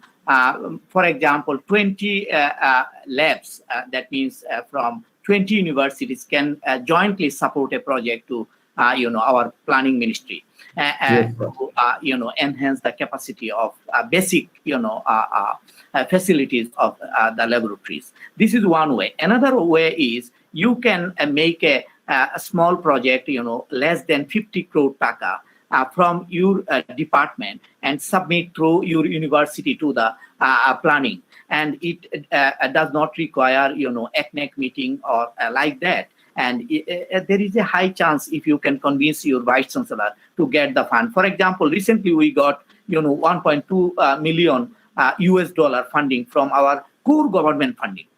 So it is possible. In that case, the young teachers who are struggling with facilities and other things, they have to try to find the ways. There are several ways to find the solution. And I welcome you. Maybe we can several groups together. We can submit a project to the planning ministry, and then pursue it because it is for the sake of the interest of our country. Thank you, sir. So during the conference, we are doing some business also. Sorry for that. Next question to Professor Kamoun sir. How can be CRISPR-Cas technology applied in an adult system for their genome editing? Is it possible, sir? Sorry, I missed that. In which system? How can CRISPR-Cas technology applied in the adult system for genome editing? Not from the beginning, I mean like adult plant or like adult. Can be used CRISPR-Cas technology for genome edit gene? Yeah. So one of the maybe most exciting route of implementing this technology in a very easy way in plants is to use virus vectors. So if you can imagine, so those of you who know plant biology would appreciate this. So if you imagine a virus that can infect the meristem of the plant, right? So imagine now delivering the CRISPR system, the Cas9 and the guide RNAs, through that virus directly into the meristem. So this would be an amazing advance because then all you need is to infect your plant with the virus. The virus will infect the meristem of the plant. It will deliver the Cas9 and the guide RNA. They will do the job of doing the editing in the meristem. And then the seeds you will collect from that plant will be edited. But so sir, generally we know that meristem, virus can't reach to the meristem. This meristem mediated plant regeneration system is developing for virus resistant plant. So how can we do this technique, sir? So first of all, not all viruses cannot colonize the meristem. There are viruses, for example, tobacco rattle virus can colonize the meristem. So there are viruses that can colonize the meristem. This is it's true that the meristem is resistant, if you like, or immune to most viruses, but some of them still can break through, and those are actually the seed-transmitted viruses, right? So if you think about it, a lot of the seed-transmitted viruses are actually viruses that can get into the meristem.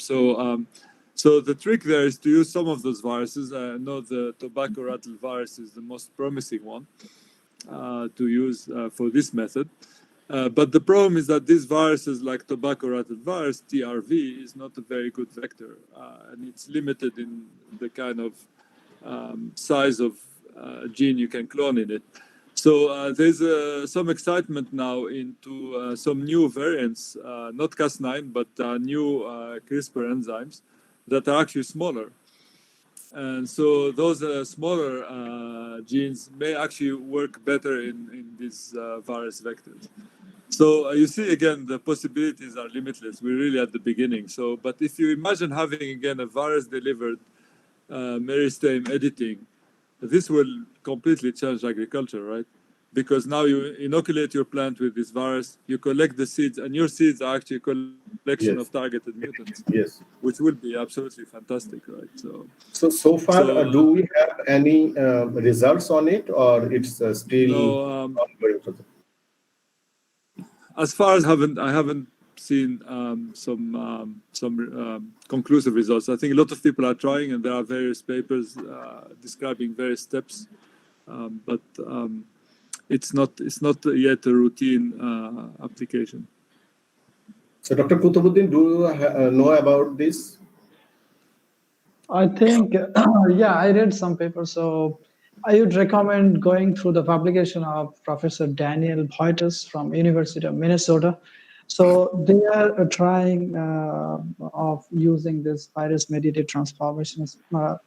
Initially, they're trying with tobacco plant, but yeah, I see some recent paper in. Yeah. Okay, thank you so much. And then next question.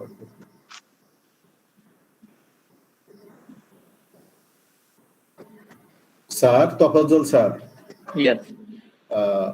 Except your organization, as all we know that you are doing this CRISPR or genome editing, except your organization, do you know which organizations are working on such genome editing technology and what are their outcome, including yours?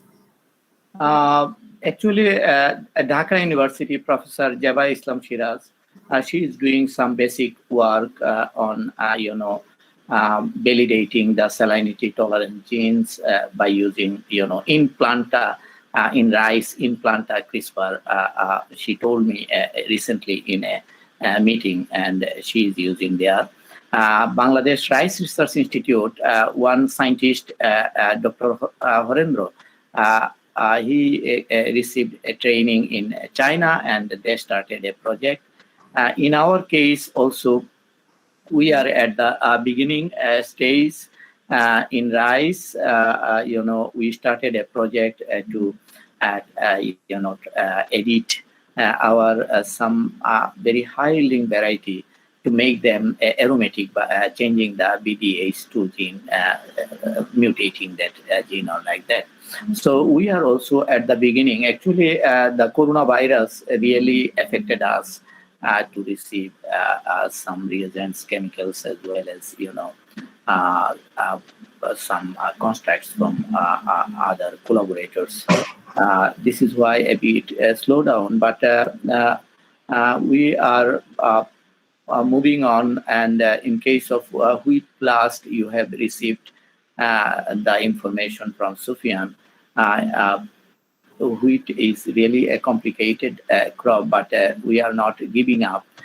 We developed a protocol which actually, first developed by, we optimized it, first developed by Pankaj Bhumik, microspore based, culture and,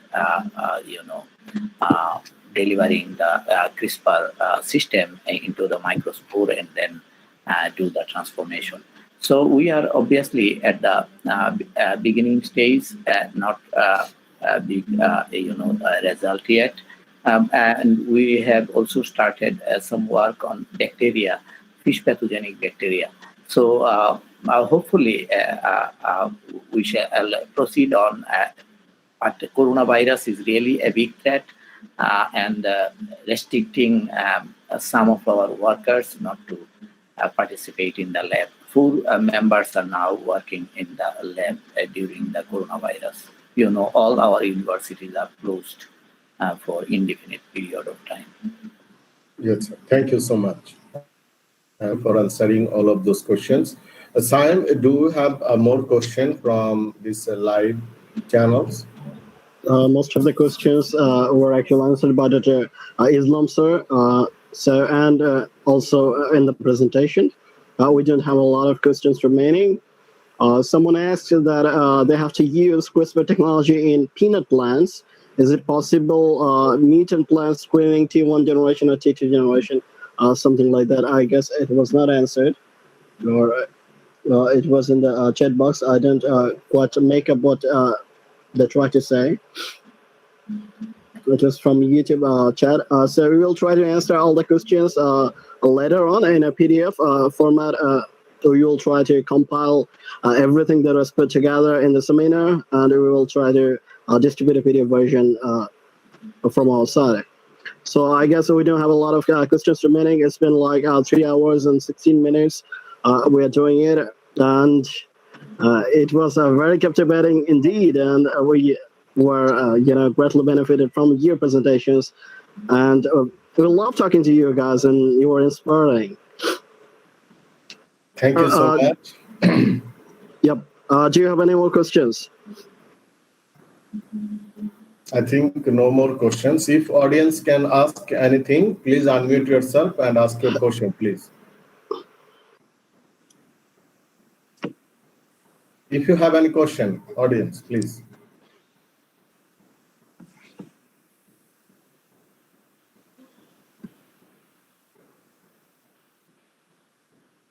I think no more. So I'd like to thank you from core of my heart, Dr. Sophien, and Professor Tofazzal and Dr. Kutub, Dr. Borhan, and all of you who gave your very valuable time, and we spent really great evening. And as a student of biotechnology, myself, I learned a lot. So I appreciate this program. And from every program, every day I am learning. And I'd like to learn all over my life. Thank you so much. Thank you so much. Thank you. Thank you, Dr. Sophien Kamoun. Thank you, Dr. Islam. Thank you, Dr. Kidibuddin Alimilla. And thank you, Dr. Burhanuddin, sir. Thanks all of you for being here today. Something they asked is that if Science Portability can arrange on-hand training on CRISPR-Cas, we will try to do that. If we get generous funding, then we will try to put together a training workshop that you can attend. So our next seminar is in the last quarter of November. Yes, please. Yes, Science Portability is planning to do a workshop on CRISPR-Cas9.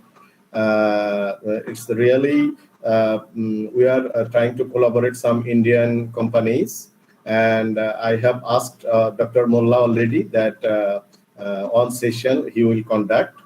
So Dr. Mullah, if you please let your opinion about that we have discussed before.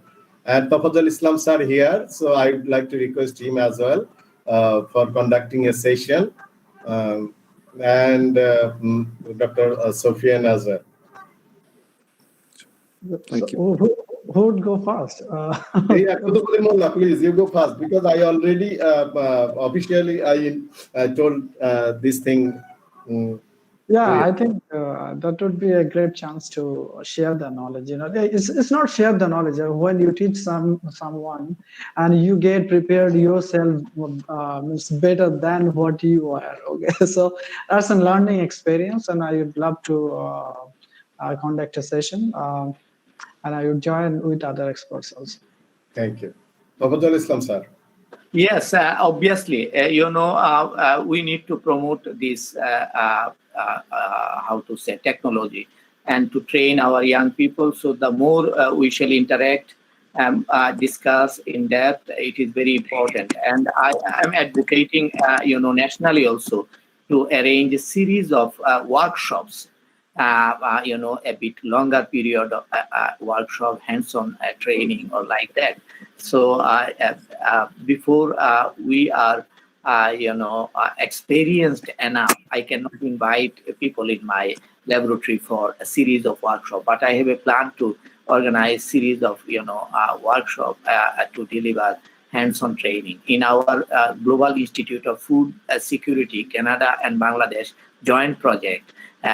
We are keeping enough money for doing that job. So in future, we can do the job. And as you proposed earlier that to arrange a virtual workshop in Bangla medium for the young people, I think it is also a good idea. Because then, native language people, young people can understand better.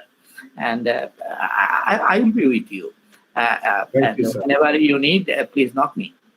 And Kutubuddin Mullah, he is also can speak Bangla very well. So that I told him to join us, and he extended his great support that he will be with us. So Tofazzal Islam sir will be with us. And Dr. Kamoun, I would like to request you, some of your students can also conduct one or two sessions, because right now we can do any hands-on or wet lab expertise. We'll do it virtually, theoretical, giving some deeper knowledge about this CRISPR. As Tofazzal Islam sir, you heard that question that our students already they are disappointed what they will do, how they will do, And so that we would like to arrange this session very soon. Maybe in December, we will discuss together to make a small curriculum for that, and we will conduct definitely.